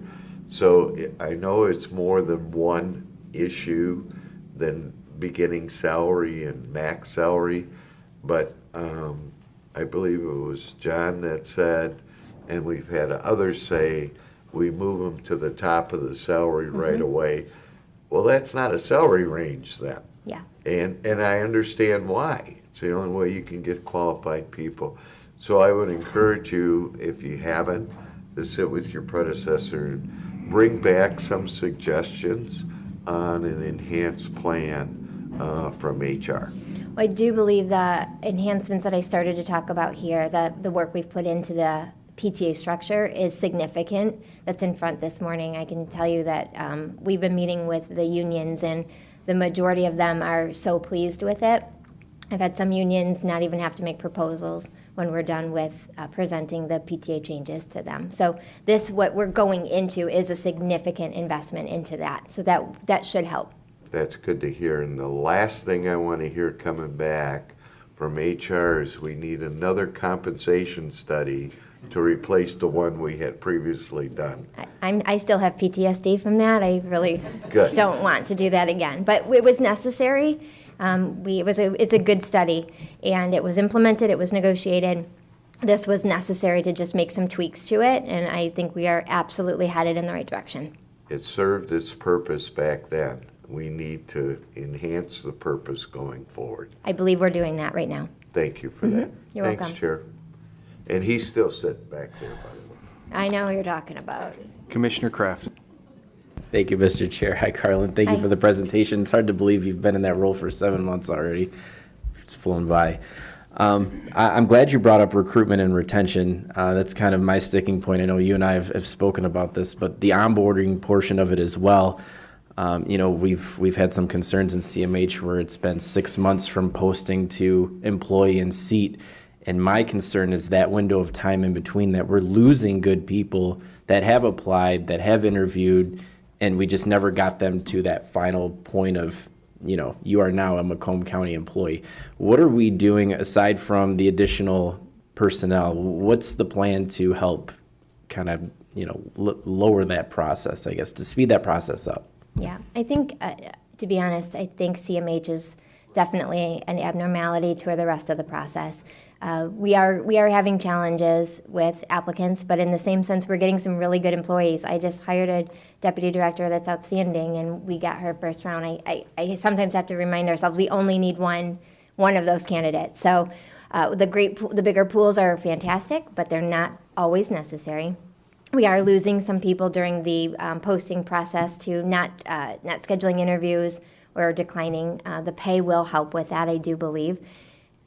In addition to that, I don't have the exact numbers, and I can get them to you of what that turnaround time is for us, but it is not 6 months to hire somebody into the county. So the specialist that I'm asking for will help just to keep that process moving. You have 8 people servicing every department, and so that looks like updating job descriptions, which is sometimes a big task to do before jobs are posted, getting them posted for 10 days, getting with the departments to screen them, and then they have to give notice, and we have to. So there are several pieces of that are just natural to the process. But I can see if I can get a better number for you, but it is not 6 months. I figured, and I know we talked about this too. You were short-staffed for a while. Now you're fully staffed for the first time in a long time, and that's without the new position as well. So obviously that's going to speed things up too, and just the fact that we are getting to that point. I'm just concerned with we're losing candidate A. Because they went and interviewed and were hired somewhere else within, 2 weeks, as opposed to us that took 3 or 4, just whatever we can do to better that process. I would be a big fan of. And whatever help you need from this side of the table, please let me know how I can be proactive in that too. I appreciate that. Thank you, Carlin. Thank you, Mr. Chair. Commissioner Song? Looking across the whole way here. All right, thank you, Chair. Are there any plans to perhaps host job fairs or collaborate with other departments that are having the same issue to host job fairs or attend recruiting events? Mm-hmm. Yes, actually, I have an agenda item in my agenda to ask. We asked for some more money from finance this year to attend more job fairs. So it is something that we're looking at doing. Part of More Than a Job was getting that ready so that we created a table. We've created an experience now when we're going out there. One of the things that I'd really like to do, since you asked the question, I don't think we do a very good job of educating students, whether it's high school or college, about the opportunities that are available to them in public service. I think unless you know somebody in public service, you don't know what we do here. And so that's a little bit of behind the heart of More Than a Job as well, to start showing people that we have an IT department, we have a finance department, things that they would maybe look at the corporate world for. They can start looking here. Also getting out the job titles. I'd love to get to a point that we can be a little bit more proactive and hit those college campuses and say, what's your major? Let me show you the different careers that you can go to in your major. So yes, it is absolutely. We've already started doing that this year. All of our consultants, as I mentioned, 8 of them, all will be going to at least one job fair this year and representing the county. I'm really glad to hear that. Meeting people where they're at, whether it's on a college campus or other events that are being hosted. But I think it's also equally important for us to, host something like that, whether it's on county property or just being organized by our HR department. You've got a great campaign that you've started, and I think that this could be supplemental to the communication work that you guys are already doing. Yes, it is something I want to do as well. I told the staff I wanted to do it this fall, and then I was like, wait, we can't. We're in bargaining every day. So it is something hopefully in the next year I'd like to have a Macomb County one specifically on our campus. Great. Yes. Thank you. Mm-hmm. Thank you, Chair. Chair Brown. Thank you. Good to hear your presentation. Got to look like you're an old pro. I've been here a few years. Yeah, you sure have. We're glad to have you there. Thank you. I like the idea of the job fairs, and my high schools, and I've got many of them in my district that want to come out and participate in our job fair. Well, people their parents don't want to see a politician out there trying to recruit them to become a politician, but a county would be a good thing. And if we had staff available, someone that comes up next time, I never considered calling HR saying you want to go to that. But maybe once you get ramped up, and that would be an option for all the commissioners, regardless of where they're at, to attend a high school job fair. And because there are many people in this kind that have risen to high levels, that came out of high school, didn't need a college degree to start, and gives everyone an opportunity. If nothing else, gives them a place something to think about. So you're obviously thinking about that, but let's not forget about high schools either, because there's definitely firm ground, and then anybody in the younger ages, they're more idealistic about what they want to do, and so going into job with our marketing campaign about doing things other than for the money appeals to them until they get a family. Then they change their mind, but initially it's a good way to start them off. I saw your email last night or over the weekend about you're changing the DC plan management to ANCO. We're with Vanguard. ANCO now. We currently have ANCO now. We made that change earlier this year. ANCO earlier this year. Yeah, it's a change. So we're going to be leaving Vanguard and going to a different. Explain a little bit. I'm going to ask my friend Steve to help me with that one. We're not leaving Vanguard though. Okay, well that's good. I'm going to ask my friend Andy to help me out. So we have a committee of myself, Andy, Carlin, Steve Adair from my office. We reviewed this, and ANCO sent out a RFQ or RFI for record keeping, and we were able to secure lower fees through going out through that RFP process. RFQ, really. Yeah, so I'll briefly, first I want to say thank you to Commissioner Hawk. He claimed that I was hiding back there. I've lost a couple pounds, thanks for noticing. So the previous provider of that service, our consultants, was Morgan Stanley. Many of you may have met with Michael Cho in the past. When we were planning for our retirements as DC members, Michael Cho was the person we got to meet with. Mike did a great job with us, and Morgan Stanley fired him summarily. I think they called us one day and just said, Michael Cho's been dismissed. Hey, I'm your guy, looking forward to working with you long term. Didn't give us any additional information, and even took a little bit of a shot at Mike. It's my understanding that industry is not abnormal, because the higher priced guys, as they age, they chop them off, they go elsewhere, and they replace them with a lower cost individual. They were also charging us a basis point fee, 10 basis points, and as our DC plan grew, that fee that they got grew exponentially. We went out for a request for proposals, I believe it was. We got competitive bids back, and ANCO came in with a flat fee that does not raise as our assets raise, which also costs the plan participants more money. Because of that and some other things that ANCO had provided to us, including going back to Vanguard and saying, hey, this $90 is too much, you need to cut your fee, we were able to reduce the 10 basis points down to about an 8 basis point cost. Sorry if that's too many numbers. It is for me. I'm not a numbers guy. But it's going to end up being, $20, $30, $40 per member per year that they save. But over the course of 30 years, that adds up, and then there's compounding interest. In addition, and then just as a little preview, in the not too distant future, we plan to go out to bid for the Vanguard work as well, because Vanguard was a low-cost provider at the time. They likely aren't. We don't get good service from them. We don't get good response from them. So they're our record keeper. They keep the records. They're not our consultant, but they keep the records for us. Tell us how much money we have in our accounts. If any of you have those accounts, and I don't know whether or not you do, I don't look into that, although Commissioner Brown, I am going to ask you for a loan soon, because I do watch yours a little bit. If you look at those, and if you go online, there is not good service there. And one of the things that happened when we were going through the pandemic, there was opportunities for people to take withdrawals from their 457s or their 401As. We don't allow generally for people to take withdrawals unless it's an emergency. When you went to their website, the first thing they talked about was, hey, by the way, it's a pandemic, you can take a withdrawal. We didn't allow for it. It was our decision as a local unit here that we wouldn't allow for that. So I called them up. I said, hey, get this down. We don't allow for it. They said, oh, that's Everybody gets that. We can't change that. It's the banner for everybody. And I said, that's just, come on, that's ridiculous. So we were getting angry communications from our staff that they couldn't take a loan. And they can if it's an emergency, but not just, hey, I'd like to take some money from my retirement account. There's a lot of reasons we do that, but sorry, that's a little long-winded. Long and short, we're with ANCO. It's cheaper. It's going to be more cheaper in the future. Is that proper grammar? And we're very much looking forward to that. Carlin communicating that out was such a gift, and it really is the hard work from HR and finance that allow us to do that. It is a direct benefit to our employees because the county doesn't pay anything towards those fees.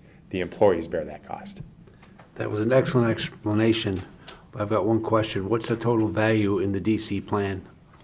I can't tell you right now as of today because of the market and what it has been doing. We were around $200 million. So it's about $170 million in the 457 plan. More than 457 for sure. Yeah, is in the 457, and it was around 50 million? 50 million in the 401A. And that's obviously because the 457's been around forever and anybody can contribute to it. The 401A has only been around for just over 5 years.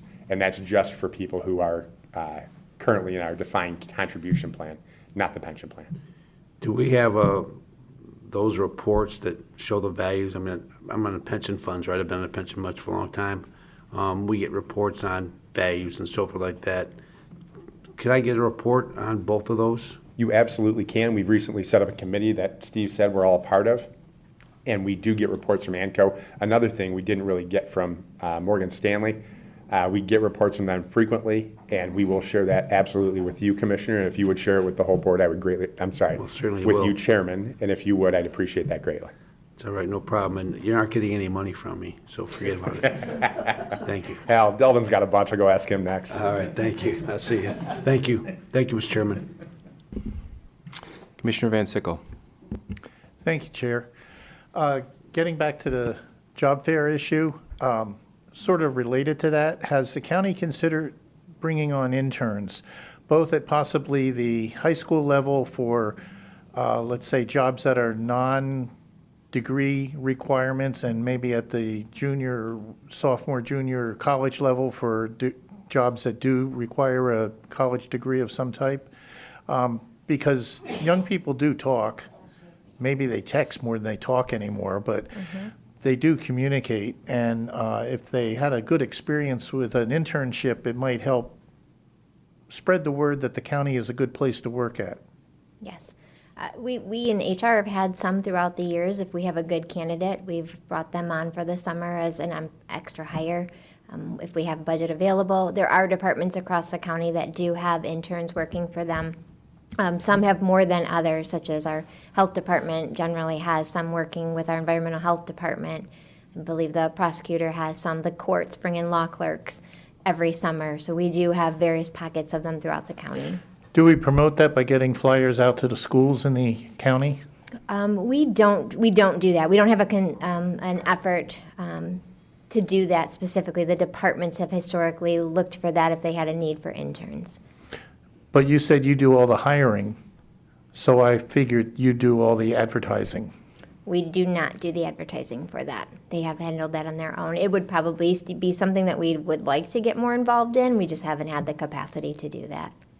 Okay, and on a second question, yesterday a constituent reached out to me, and in the discussion about the topic they were concerned with, they mentioned that they were talking with an HR community outreach specialist, which sort of surprised me.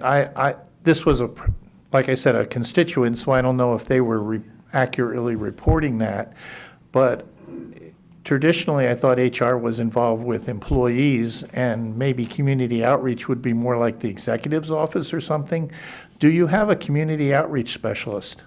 We do have a community outreach specialist that's in our department, but does work closely with the executive's office. What's the purpose of that job in HR? I will have to rely on Andy on that. He provides direction specifically. Thank you, Carol. Thank you, Commissioner, very much. So in addition to HR's more than a job campaign, one of the things that we always want to be doing is is working within our community to try to find underrepresented groups within our employee population. And so that's one of the things, one of the charges that we have with this individual is to try to make sure that Macomb County is a place that all folks want to work. So in the not too distant past, I would say, the only place that you could find a job posting for Macomb County is on the boards that Commissioner Ha was talking about. So obviously the only people who are going to know about that are people who work here or happen to come into a county facility. And that's not what we want. We want to make sure that our county employee population is indicative of our county population as a whole. So that individual works with us on trying to make sure that that's happening. We're not perfect in that way yet. We'd like to be better. I think we can always be better in that way, but we are working in that direction. So if I'm understanding you right, the community outreach person tries to reach out to various segments of our population in the county and make sure that they're advised as to opportunities in the county for employment and such? Absolutely. We've had some conversations with Macomb Community College trying to get in there to make sure that people know about the county opportunities. I've Nicole, who works directly with the community college president, I think a lot of you probably know her. We've met with her a couple of times, but there's been some other things that came up with them that they've been trying to address first before we can really get back together. We're hoping to get back together this fall, early winter, to continue to push that direction. Okay, thank you. Thank you. Thank you, Chair. Commissioner Romano. Thank you, Chair. You know, there's an old cliche about you get what you pay for, and I'm certainly going along with some of the other commissioner statements. You're not going to get somebody out of college, goes ahead, tries to get their master's degree, apply for a job with the county for $30,000 a year. It just don't work that way. And I think proof in the pudding is with the sheriff's department. They hire them at a very low wage for the deputies. We train them, send them to school, get all their credentials, and we lose them. I just saw today on TV, Sheriff Bouchard's looking for 100 officers or deputies in Oakland County. The bottom line is, you gotta pay them, and unfortunately, I still think we're antiquated as far as Macomb County is concerned. So how do we change it? We said, where's all this money come from that people should get what they actually deserve? And Andrew, on a side note, you try to come out and they keep pulling you in. HR, I understand. Maybe perhaps if we change the job classifications that we've been using for years and years and years and had those job classifications coordinated with the degrees or the education that these people have, that might attract a lot more people dollar-wise and allow us as a county to pay them accordingly. Because you can't get the same job classification and hire somebody $10,000 more than somebody that's been around for 5 or 6 years, because you're going to get nothing but a lot of problems from our own employees. They're not going to like that. But if the job classification changes with the intelligence or the degrees that the people have, it might be an in for the county to say, hey, that's not your classification, that's why this particular person has made more money. Just a thought in mind, just thinking out loud. That's all I have. Thank you, Chair. You don't have to comment. Thank you. First round. Commissioner Ha, were you first round? No? Okay. First round. I'm looking to my left, Julie. Thank you. Okay, I actually have a couple questions really quick. So, internships. Commissioner Van Sickle talked about that a little bit. So, I know you talked about job fairs as well. I would assume job fairs are a little bit more intensive for the county. You have to send somebody there, they have to travel, they have to do a lot more things. But in internships, I would think that would be a way for us to grab a possible candidate before someone else does and put them into the system. Can you talk a little bit more about what that could look like if your department was to put something like that together? Yeah, we did entertain that a handful of years ago, but it was decided at that time that the money could be used differently in the county, which I understood. I think our desire would be, if we, in an ideal world, could have a true internship program that we could actively have internships in departments specifically, have an idea of that they're more of a budgeted position, and have a more coordinated effort is really what's missing. So right now we have departments, as I said, that use them year after year, have forever. We expect that from them. They have a longstanding relationship with those students, sometimes multiple years. And then our consultants work with the departments to onboard those people, to hire them into such. We just don't have an active campaign saying we have internships available, because the county does not have an internship program right now. Okay, so that could be then something that each department could undertake theoretically, or work with your department to create if they wanted to move forward in something like that. Correct. They could Okay, ask because I for know those IT, in there. Jacob was here, and he has an intern that He does. it has a And great. he's had one for the 20 years I've been here. It's just always been something in his budget that he's Okay. had. Mhm. So that would be a department that has been doing it in the past, has had success with it, and wants to increase it if possible. Increase the number The of them? amount, if they could get more interns in and utilize that, they could get more staff theoretically at a lower price, right? That wouldn't have to pay benefits and all those different types of things too, because they would be interns. That would be something that you could work with IT to kind of start working on that process if possible. If the positions were available, yes, we would Okay. work with them. Mhm. Good job. I know this is your first budget, right? But- So one of the things, and this goes back to your predecessor, but Steve already knows one of my questions because I'm going through our audited statements. Over $100,000 was not utilized in your budget in 2021. Blame Okay. Andy, right? So I'm trying to get an explanation on that. You said earlier 30 new employees come into this county on a monthly basis. So that's approximately 360 new employees that come into this county. When I was reelected a couple of years ago, I went through the onboarding process just because I wanted to see how it worked. And I wasn't impressed. And I know that's really the first thing that a new employee Absolutely. starts with this county. I know we're going through Workday. I know this is all changing, but that's just my 2 cents. It wasn't a good process. I'm still getting tons of emails about things that I don't even have to take that the system wants me to take. It's really annoying. And if it was a new employee, I think it would be really overwhelming coming to a company that's just throwing information at you constantly that's not applicable to you. So I think that's something that really needs to be addressed. The other thing too is in your budget, you've got 31.5 in your conferences and training. But on the worksheet that we provided, there's nothing there for your conferences and training. So if we can get an explanation, you don't have to give it to us now. If you can just follow up with us, because we don't see any conferences and training on, at least I don't, what's printed in front of me, that's blank. So I'd like to see why we need 31,000 in conferences and training, and really why that's increased from 2022 to 2023. Okay. So if you can get that to our staff, that would be great. Okay. We are on second round. Commissioner Haw. Thank you, Chair. I just wanted to touch on the intern issue as you were. I see Kathy Smith hiding back there in the corner. The clerk's office hires not only college students, but high school students to help out during the election cycle. The problem is, as our Macomb County Clerk, Tony Ferlini, is trying to do that, all the other clerks in Macomb County throughout the state are doing the same thing, going in, hiring high school students to come in and work during the election process.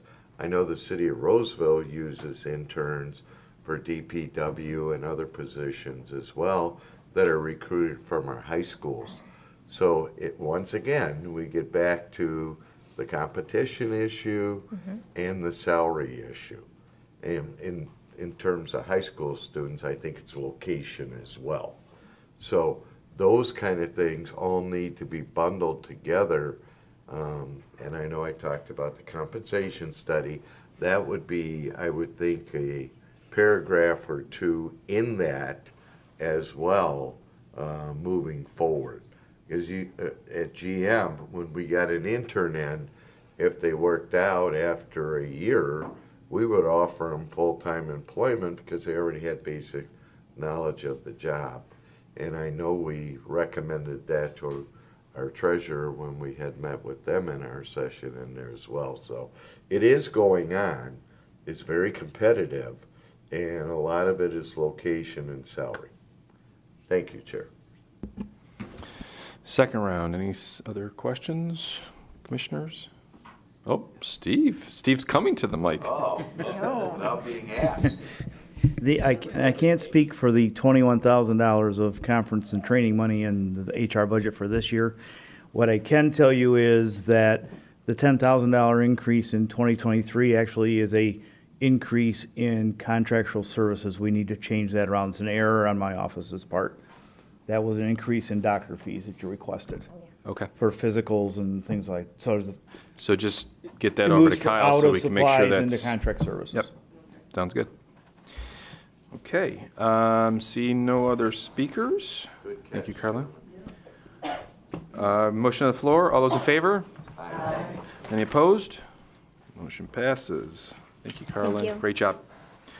All right, next is Treasurer's Office. This is budget page C61. Need a motion to receive and file. Moved by Nard, supported by Wallace. Deputy Treasurer Biondo here, who's going to lead it off. Go ahead, Joe. Hello, everybody. Appreciate the opportunity to come before you on behalf of the Macomb County Treasurer, Larry Rocca, to present his 2023 budget. We're joined today by Paige Bashan, Deputy Treasurer of Collections, Christina Miller, Deputy Treasurer of Investments, and Frank Crecia, Assistant Corporation Counsel to the Treasurer. What I'll do is present, to the best of my ability, a concise summary of the budget and what we're looking for going forward, and then open it up to any questions with the team here to assist. So I think I'll start off, and this is maybe more for the benefit of those that might be watching at home, but our mission statement in the Macomb County Treasurer's Office is twofold.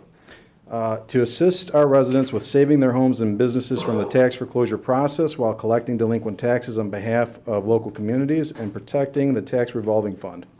To act as the custodian of all county funds, which includes investing said funds in order to maximize the rate of return while minimizing risk. And so these are two big jobs, and the treasurer looks at this board, the county exec, and his team as our stakeholders. And so we had a successful year this year in terms of setting some records in terms of providing service to our taxpayers. And I'm also going to highlight some of the headwinds going forward that we see that we want to get ahead of as a county in order to be in a position to deal with that. So in addition to budget page C61, I may refer to budget page C62. I also provided the board with the BOC supplemental, which I'll be referring to. And I also provided everyone with a handout today, which has some graphs, and I'll be walking through all of that. So I think the easiest way to do it would be to me just to refer to the graph and kind of walk us through what's been going on in terms of in the county treasurer's office. So if you don't mind looking at the page that says the number of payment plans, I'm going to be referring to that first. And so right off the bat, you can see that we have a record number of tax foreclosure prevention payment plans that the county was able to enter into in 2022. And big picture, you can see sort of a trend line. If you look at the 2016 and so forth through 2019, you can pretty much see where that line would kind of connect to 2022. But obviously we had some extenuating circumstances in 2020 and 2021, which I'll briefly touch on. We look at 2016 as our baseline year, what we compare ourselves to, God bless you. And going forward in 2017, when we began in the Treasurer's Office, we took a look at the tax foreclosure department in the Treasurer's Office. And this department consisted of primarily the person that is now Paige Bashand and another staffer, okay? And so one of the first things we did in 2017 is look at that, restructure, reorganize the department so that it was a three-person department moving forward. And so as you can see, that focus of increasing the number of payment plans to bring down the number of the foreclosure rate, you can see that the two graphs sort of work together if you look on the top and the bottom. Now, I mentioned 2020 and 2020 being kind of odd years. In both those years, we did not have a normal tax foreclosure process. At certain points through that process, due to the COVID-19 situation, the treasurer exercised his discretion in 2020 to withhold all occupied homes and businesses. But until he made that decision, we were working the files like we were required to and working out payment plans. And so I think if we had continued that process and not stopped prematurely the process of getting payment plans because of the treasurer's decision, we would have been much higher and in line with sort of what the graph would indicate. Same thing in 2021. And that year, the treasurer withheld all properties from the tax foreclosure process. And so those are kind of two outlier years for that fact, and also for the fact that in our department, because of COVID in 2020, we were prevented from filling in 2 office assistant senior positions. In 2021, we were still short those 2 positions. And then finally, we were able to get that restored in 2022, just in time, like I said, to maximize, quite frankly, the number of payment plans that we're doing.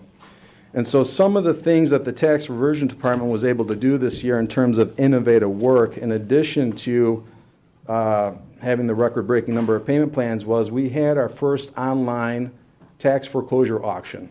Okay, in the past, this was always done in person, and so this is another example of innovative work, kind of like what we did in 2020 when we had to digitize the show cost process.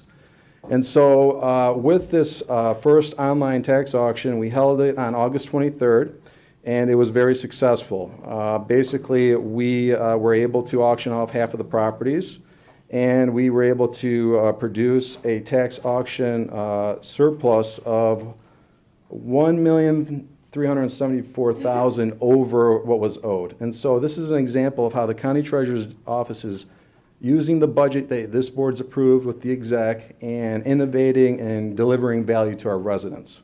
Because of the success of this sale, there will be no need to charge back our local units which are involved in this process. What this means is because of the successful tax auction, our local units don't necessarily have to deal with a potential shortfall when we get to the end of this process. So delivering value to our local units, which we look at as our clients. The other thing I wanted to highlight regarding this department and something that we started this year was the My Half program. Now this is essentially a pot of money being provided by the state of Michigan, and there's roughly $75 million in this pot of money that we as a county can assist our taxpayers to apply for and get the state of Michigan to send the treasurer's office the money directly to pay off their delinquent taxes. It's a win-win-win for everyone involved. The county gets ahead by having the timely payment of the delinquent taxes. The taxpayer gets ahead because obviously their tax situation's been resolved with the state pot of money. And so some of the success we've had so far with that, by partnering up with the Michigan Homeowner Assistance Fund and My Half and all that, is that we've been able to have 247 parcels quoted for over $1.6 million. And so 1.2 of that has been received so far. And so this is another example of, quite frankly, more work requirements being taken on by the county as we do everything we can to prevent tax foreclosures in our county. And so if we take a look again at that first page, the second part, the foreclosed properties, that really is a measure of the, basically it's the foreclosure rate. So the number of forfeitures that were ultimately foreclosed.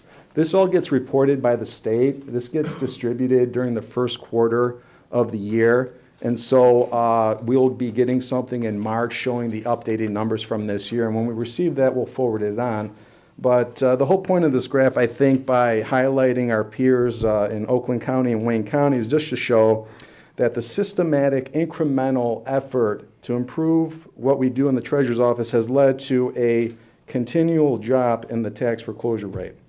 And so I think that shows what we've been consistently doing, the county treasurer, this board, and the exec, as we put together these budgets on a year-to-year basis and work through them. The other item I wanted to highlight, and this is getting more into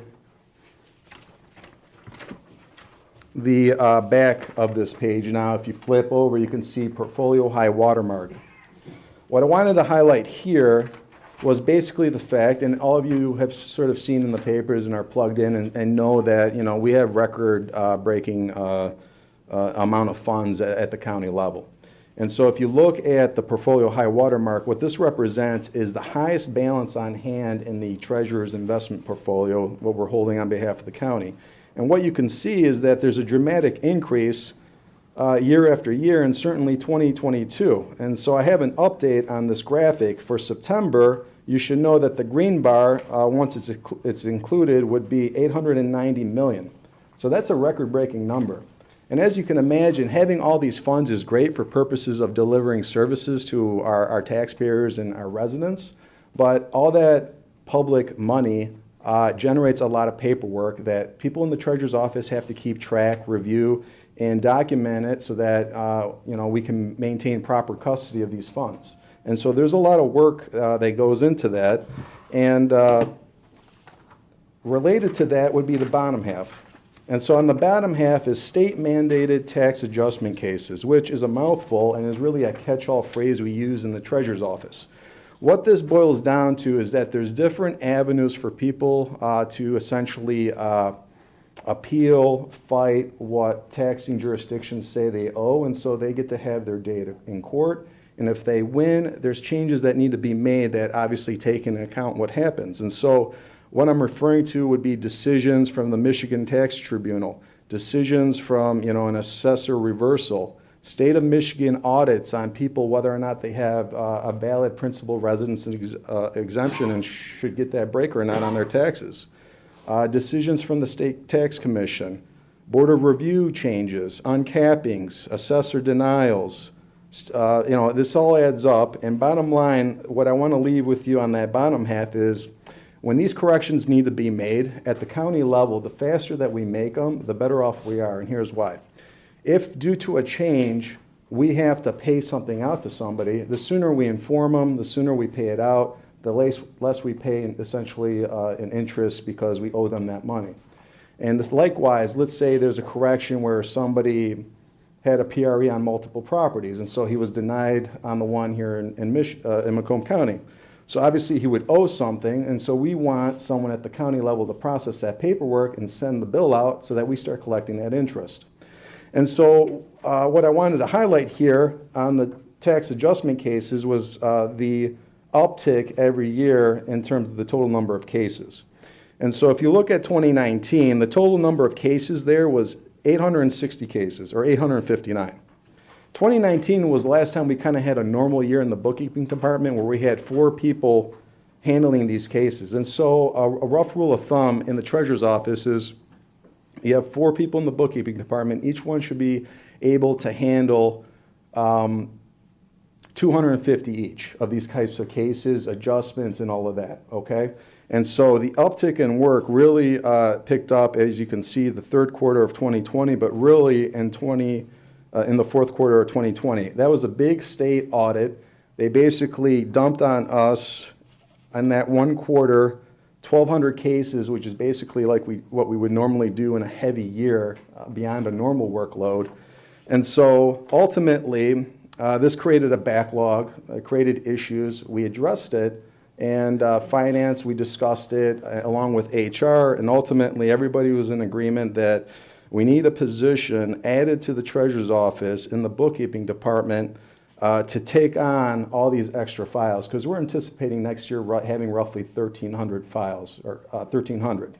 And so at $250 a pot, clearly there's a business case for 5 people. However, we have another need as well. And this is an example how Treasurer Rocca tries to figure things out to have a solution that can basically deal with multiple problems at the same time. We have a tax settlement officer. This person's responsible for basically making sure that when we collect the taxes that they're dispersed properly to the local schools, the taxing jurisdictions like the Detroit Zoo.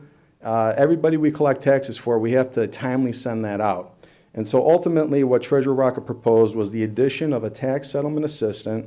The exec incorporated into the budget because finance and HR, everyone agreed that this is critical because this one function of making sure how this money gets divvied up between all the local jurisdictions cannot be left in the hands of one person. That's fundamentally what we're trying to do. So the idea here is we have enough work in bookkeeping for this extra position, but we also want to back up to the tax settlement officer. And so that's why we're asking for this board to approve the addition of the tax settlement assistant. It's a critical need. The work's here, and I wanted to focus on that because there's a dramatic need for it, and it's straightforward. I also think that there's a dramatic need for the second position, and this is the position of collection specialist. And it's referenced in the supplemental. And as you can see in the supplemental, I talk about a analyst specialist on the second page. At the time, and even up until now, the Treasurer's Office has been having ongoing conversations with the exec, the finance department, HR, Chairman Brown, Vice Chair Hall, Finance Chair Sabatini, and so I think there's a consensus that there is a need for this position, but certainly I think this board needs to make that decision, and we would ask that the board adopts the Treasurer's recommendation with respect to the addition of both positions. What I want to highlight about the second position that would work in the tax reversion department is that this person would work the bankruptcy filings that John Shapka referenced earlier. I was going to talk a little bit more at length at that, but I don't think that's necessary. I'm going to piggyback on Mr. Shapka's comments on the bankruptcy stuff. Certainly, Mr. Kresha does do important work with respect to the tax foreclosure action, but there's a lot of paperwork that needs to be prepared in advance so that Mr. Kresha can proceed with the tax foreclosure action. And so what this position that we're asking for would do would work the bankruptcy side of the tax foreclosure process. So we file notices for the tax foreclosure. Some people file for bankruptcy.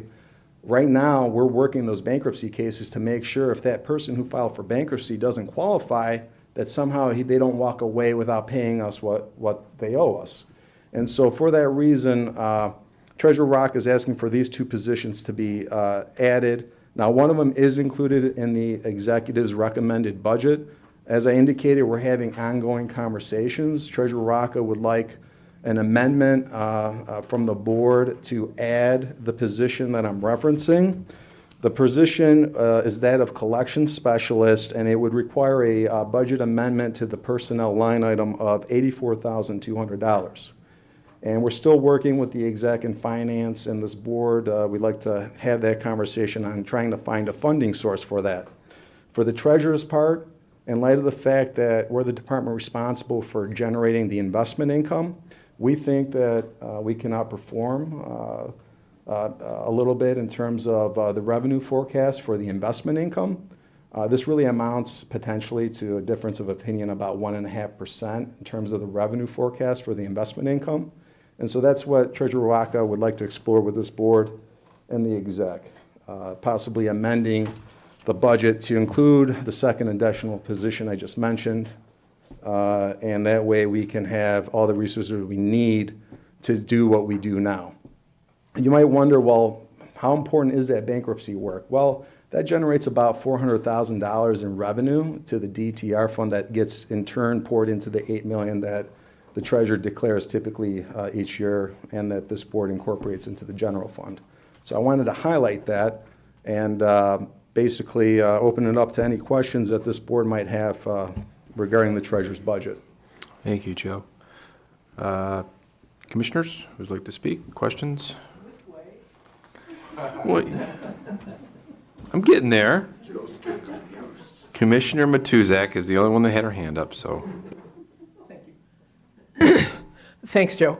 Thorough report. I actually appreciate the fact that you came the closest to anybody so far in filling out the goals, problems, projecting things. I like that. There's actual numbers in there. I'm sure it's a function of being from the treasurer's office. I really appreciate the fact that your office is working really hard on creating payment plans to try to keep people in their homes. And you've given us the number of payment plans that you've sort of set up. I guess I'm sort of wondering how successful we're ultimately being. It's one thing to set up a plan, it's another thing to collect off the plan. Yes.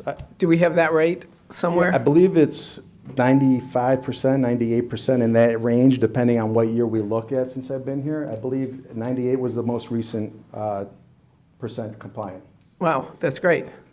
Yeah, it's something we should all be proud. We have one of the best run payment plan tax foreclosure prevention program in the state. Yeah, no, that's great. How long generally are the plans set up for? So typically when people come in, we try to get them in early in the year because what happens is we sit them down, we review their hardship application to figure out what can they afford to pay. Obviously that informs the decision, but primarily what we do is we look at what kind of payment would they have to make to pay off the bill in full by the end of the year. Or in the alternative, if that's just an impossible number for them to pay every month, we'll work with them to get them to basically March or whatever time frame. But basically, we take how much time they have and figure that out. We've had situations where, quite frankly, people are on very limited means, and quite frankly, no amount of a monthly payment would work for their financial situation. In that situation, I'm thinking of a particular lady. What we did was we basically said, listen, pay a nominal amount every month. That's the payment plan. That just shows us that you're communicating with us. In the meantime, you have to work with your family and your support network to figure out a plan to hopefully exit from this property without forcing us to do a foreclosure next year. And so we always give people the benefit of the doubt. Sometimes we have people that arguably could have something at issue with their way of thinking. We will suspend that tax foreclosure, referring them to Adult Protective Services, and wait for a report back and deal with it the following year. So hopefully that answers your question. No, it does. Thank you very much. Thank you, Mr. Chair. Commissioner Van Sickle. Thank you, Chair. Hi, Joe. Hello, sir. Going back to your foreclosed property chart on the bottom of the one page, you list percentages. Percentages of what? Is that percentages of properties in the counties? Yeah, so let me be a little bit clearer. So these percentages come from a state report. The state report comes out the first quarter, so like March of each year. And so what this represents is the number of forfeitures that were ultimately foreclosed on. And it's data that I'm pulling from the state report that all the county treasurers have to provide to the state.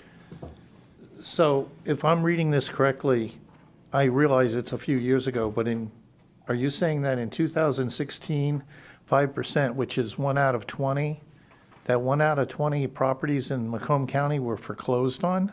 No. So, for example, in 2016, the 5% you're referencing, and I'll forward this to the board, but if you take a look, that 5% for 2016 is a function of the following numbers. So they have the number of forfeited properties that came over the tax foreclosure that year.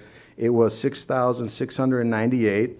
And then they basically take a look at the number of foreclosed properties. It was 318, and that's how they determine the percentage. And so hopefully that explains it to you, but I understand it'd be easier to kind of look at the document together, and so I can forward this to the board so that you can refer to it. The confusing part to me was, I understand the x-axis, which is years, but the y-axis within percentage, it didn't really say percentage of what. Right, and I wanted to cover that during my remarks, and to be clear, it's the percentage of foreclosed properties from the list of forfeitures that we're working on that year. So the other 95% didn't actually go to foreclosure, or? Well, this is really showing the percentage of forfeitures that went to foreclosure. And so to apply it to the general population, I would say, let's not do that.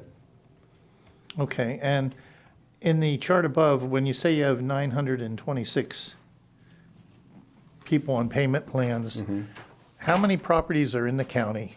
Do you know? So yes, we have the land file department and the treasurer's office. I want to say we have approximately 360,000 parcels in the county.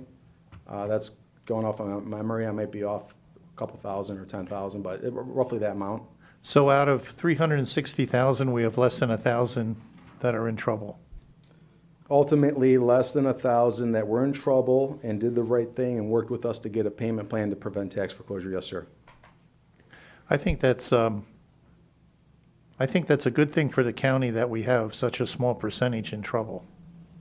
I got to tell you, that's our main focus, and every day we look at what we can do with the budget that this board and the exec are nice enough to provide us to carry out that goal. We take this as our primary mission objective. We take it seriously, and we intend to continue to outperform all our, county treasurers that we compare ourselves to. Thank you. I think you're going down a good path for the county. Thank you, sir. Thank you, Chair. Commissioner Romano. Chair. Hi, Mr. Biondo. Hello, sir. Just a question here. When the people are in their foreclosure for taxes, and their taxes are included in their mortgage payments, is there some way that the county treasurer can contact mortgage companies and say, we're trying to work out something with, how do you work that out? If in fact they're behind in their mortgage payments, they're also going to be behind in their taxes. they have so much time with their mortgage company. Have they ever been contacted to see if maybe they would consider, holding off or whatever the situation would be? Please. Thank you, Commissioner, for the question. It's an interesting aspect of the process because, as you can imagine, we primarily deal with people who have financial difficulty. And so, yes, included with inability to pay taxes, you typically find that they're behind on utilities, behind on their mortgages, as you indicated. As you know, a lot of the mortgages have an acceleration clause, and so they execute that and put our taxpayers in a tough situation. We've had taxpayers in those situations approach the Treasurer's office asking for letters and payment plans so that they can in turn provide that to the mortgage companies, and we do that in an effort to help them negotiate that private dispute, because ultimately, like you're pointing out, having that mortgage accelerated puts them in a worse position otherwise to pay the taxes. And so we're aware of that as a phenomenon. When we become aware of that, we try to deal with it. But keep in mind, we're required under the law as we go through the tax foreclosure process to notify anybody that might have an interest in the property. And so we have certain deadlines when we have to send the notices out, and we do that because we're required to. Sometimes I have taxpayers who come in and say, well, we have a payment plan. How come I have this notice in the mail? Well, we're required by law to send it to you. It's great you have a payment plan. We noticed that you made all your monthly payments. Keep doing it. You're doing a great job. So those are the kind of conversations we have in the Treasurer's office. Thank you, Mr. Biano. That's all I have, Chair. Chair Brown? Just want to say thank you on behalf of the board and give our regards to the treasurer's outstanding report, very detail-oriented, and I appreciate it. Thank you. Thank you, everybody, for your time. Joe, quick question. In regards to the collection specialist that you're asking for, you said $84,000 was the amount for that position. Yes. That's the complete amount? Yes. With benefits, everything? The $84,200 reflects their salary and all the related benefits, everything. And so what we would be looking for potentially would be a personnel line item budget amendment in the amount of $84,200 with an offset, an appropriate offset somewhere else that ideally the board and treasurer and the exec can all agree on. Now, you had said also that this could be somewhat cost neutral based on the revenue that this individual could bring into the county. Where is that revenue? I know it's not specifically in your budget. Yes, I would direct the board's attention to page C62, which was the other budget page that I was going to refer to. And really what this is just a reflection of the fact for accounting reasons, they can't show the investment income on the treasurer's budget page. But certainly I think everyone would agree that, everyone looks to our department to figure out how to generate this interest, and we take that as one of our core responsibilities, and we have a great team in place to do that. So that would be the line item for investment income for $6.5 million? Yes. Okay, so your thought process is that would increase by that amount to and offset the expense of the additional position. And I think in light of the outperformance that we achieved during Treasurer Rocca's first term in a rising rate environment, and we have a similar rate environment, we're hopeful we can outperform and generate that extra $84,200 to pay for this position. So while we're on the topic of investment income, what is the drastic change here from last year to this year? And you may not have this answer. Maybe this is a Steve question too. But we're going from $800,000 to $6.5 million. So I can touch on it, Steve. But it's your number. You want to come up and address it? Let me get all this stuff out of your way. So it's a combination of two things, really, Commissioner Sabatini. One, general increase in interest rates. As we've seen as our portfolio is going to turn over, as well as the additional tranche of ARPA money. So now we have $168 million in the bank, not really planning on spending the majority of that until sometime in 2024. So you're incorporating that? Incorporating that here, earmarked it in the budget toward capital projects. Got it. Okay. If I may add one minor point. One of the reasons why I think we'll be able to outperform Steve in the future is the treasurer would like me to come back before the board sometime early next year to review the investment policy to see if we can maybe update it further as we do everything we can to generate more investment income for the county. And so we'll have a chance to talk about the board, what changes we'd like to see potentially, and that way we could get your input and proceed together on that front. Any other questions, commissioners? Okay, seeing none. Thank you, Joe. All those in favor? Any opposed? Motion passes. For a FOIA expert at the attorney's office, might pay more than what you're making now. Think about it. I don't know. It's tough work, I hear. Sorry, Chair, go ahead. Next item is correspondence. It's a memo from Treasurer Rocca dated September 13th, 2022 regarding the delinquent property tax sale for 2020. Proceeds report. Need a motion to receive and file. Moved by Nard, supported by Matuzek.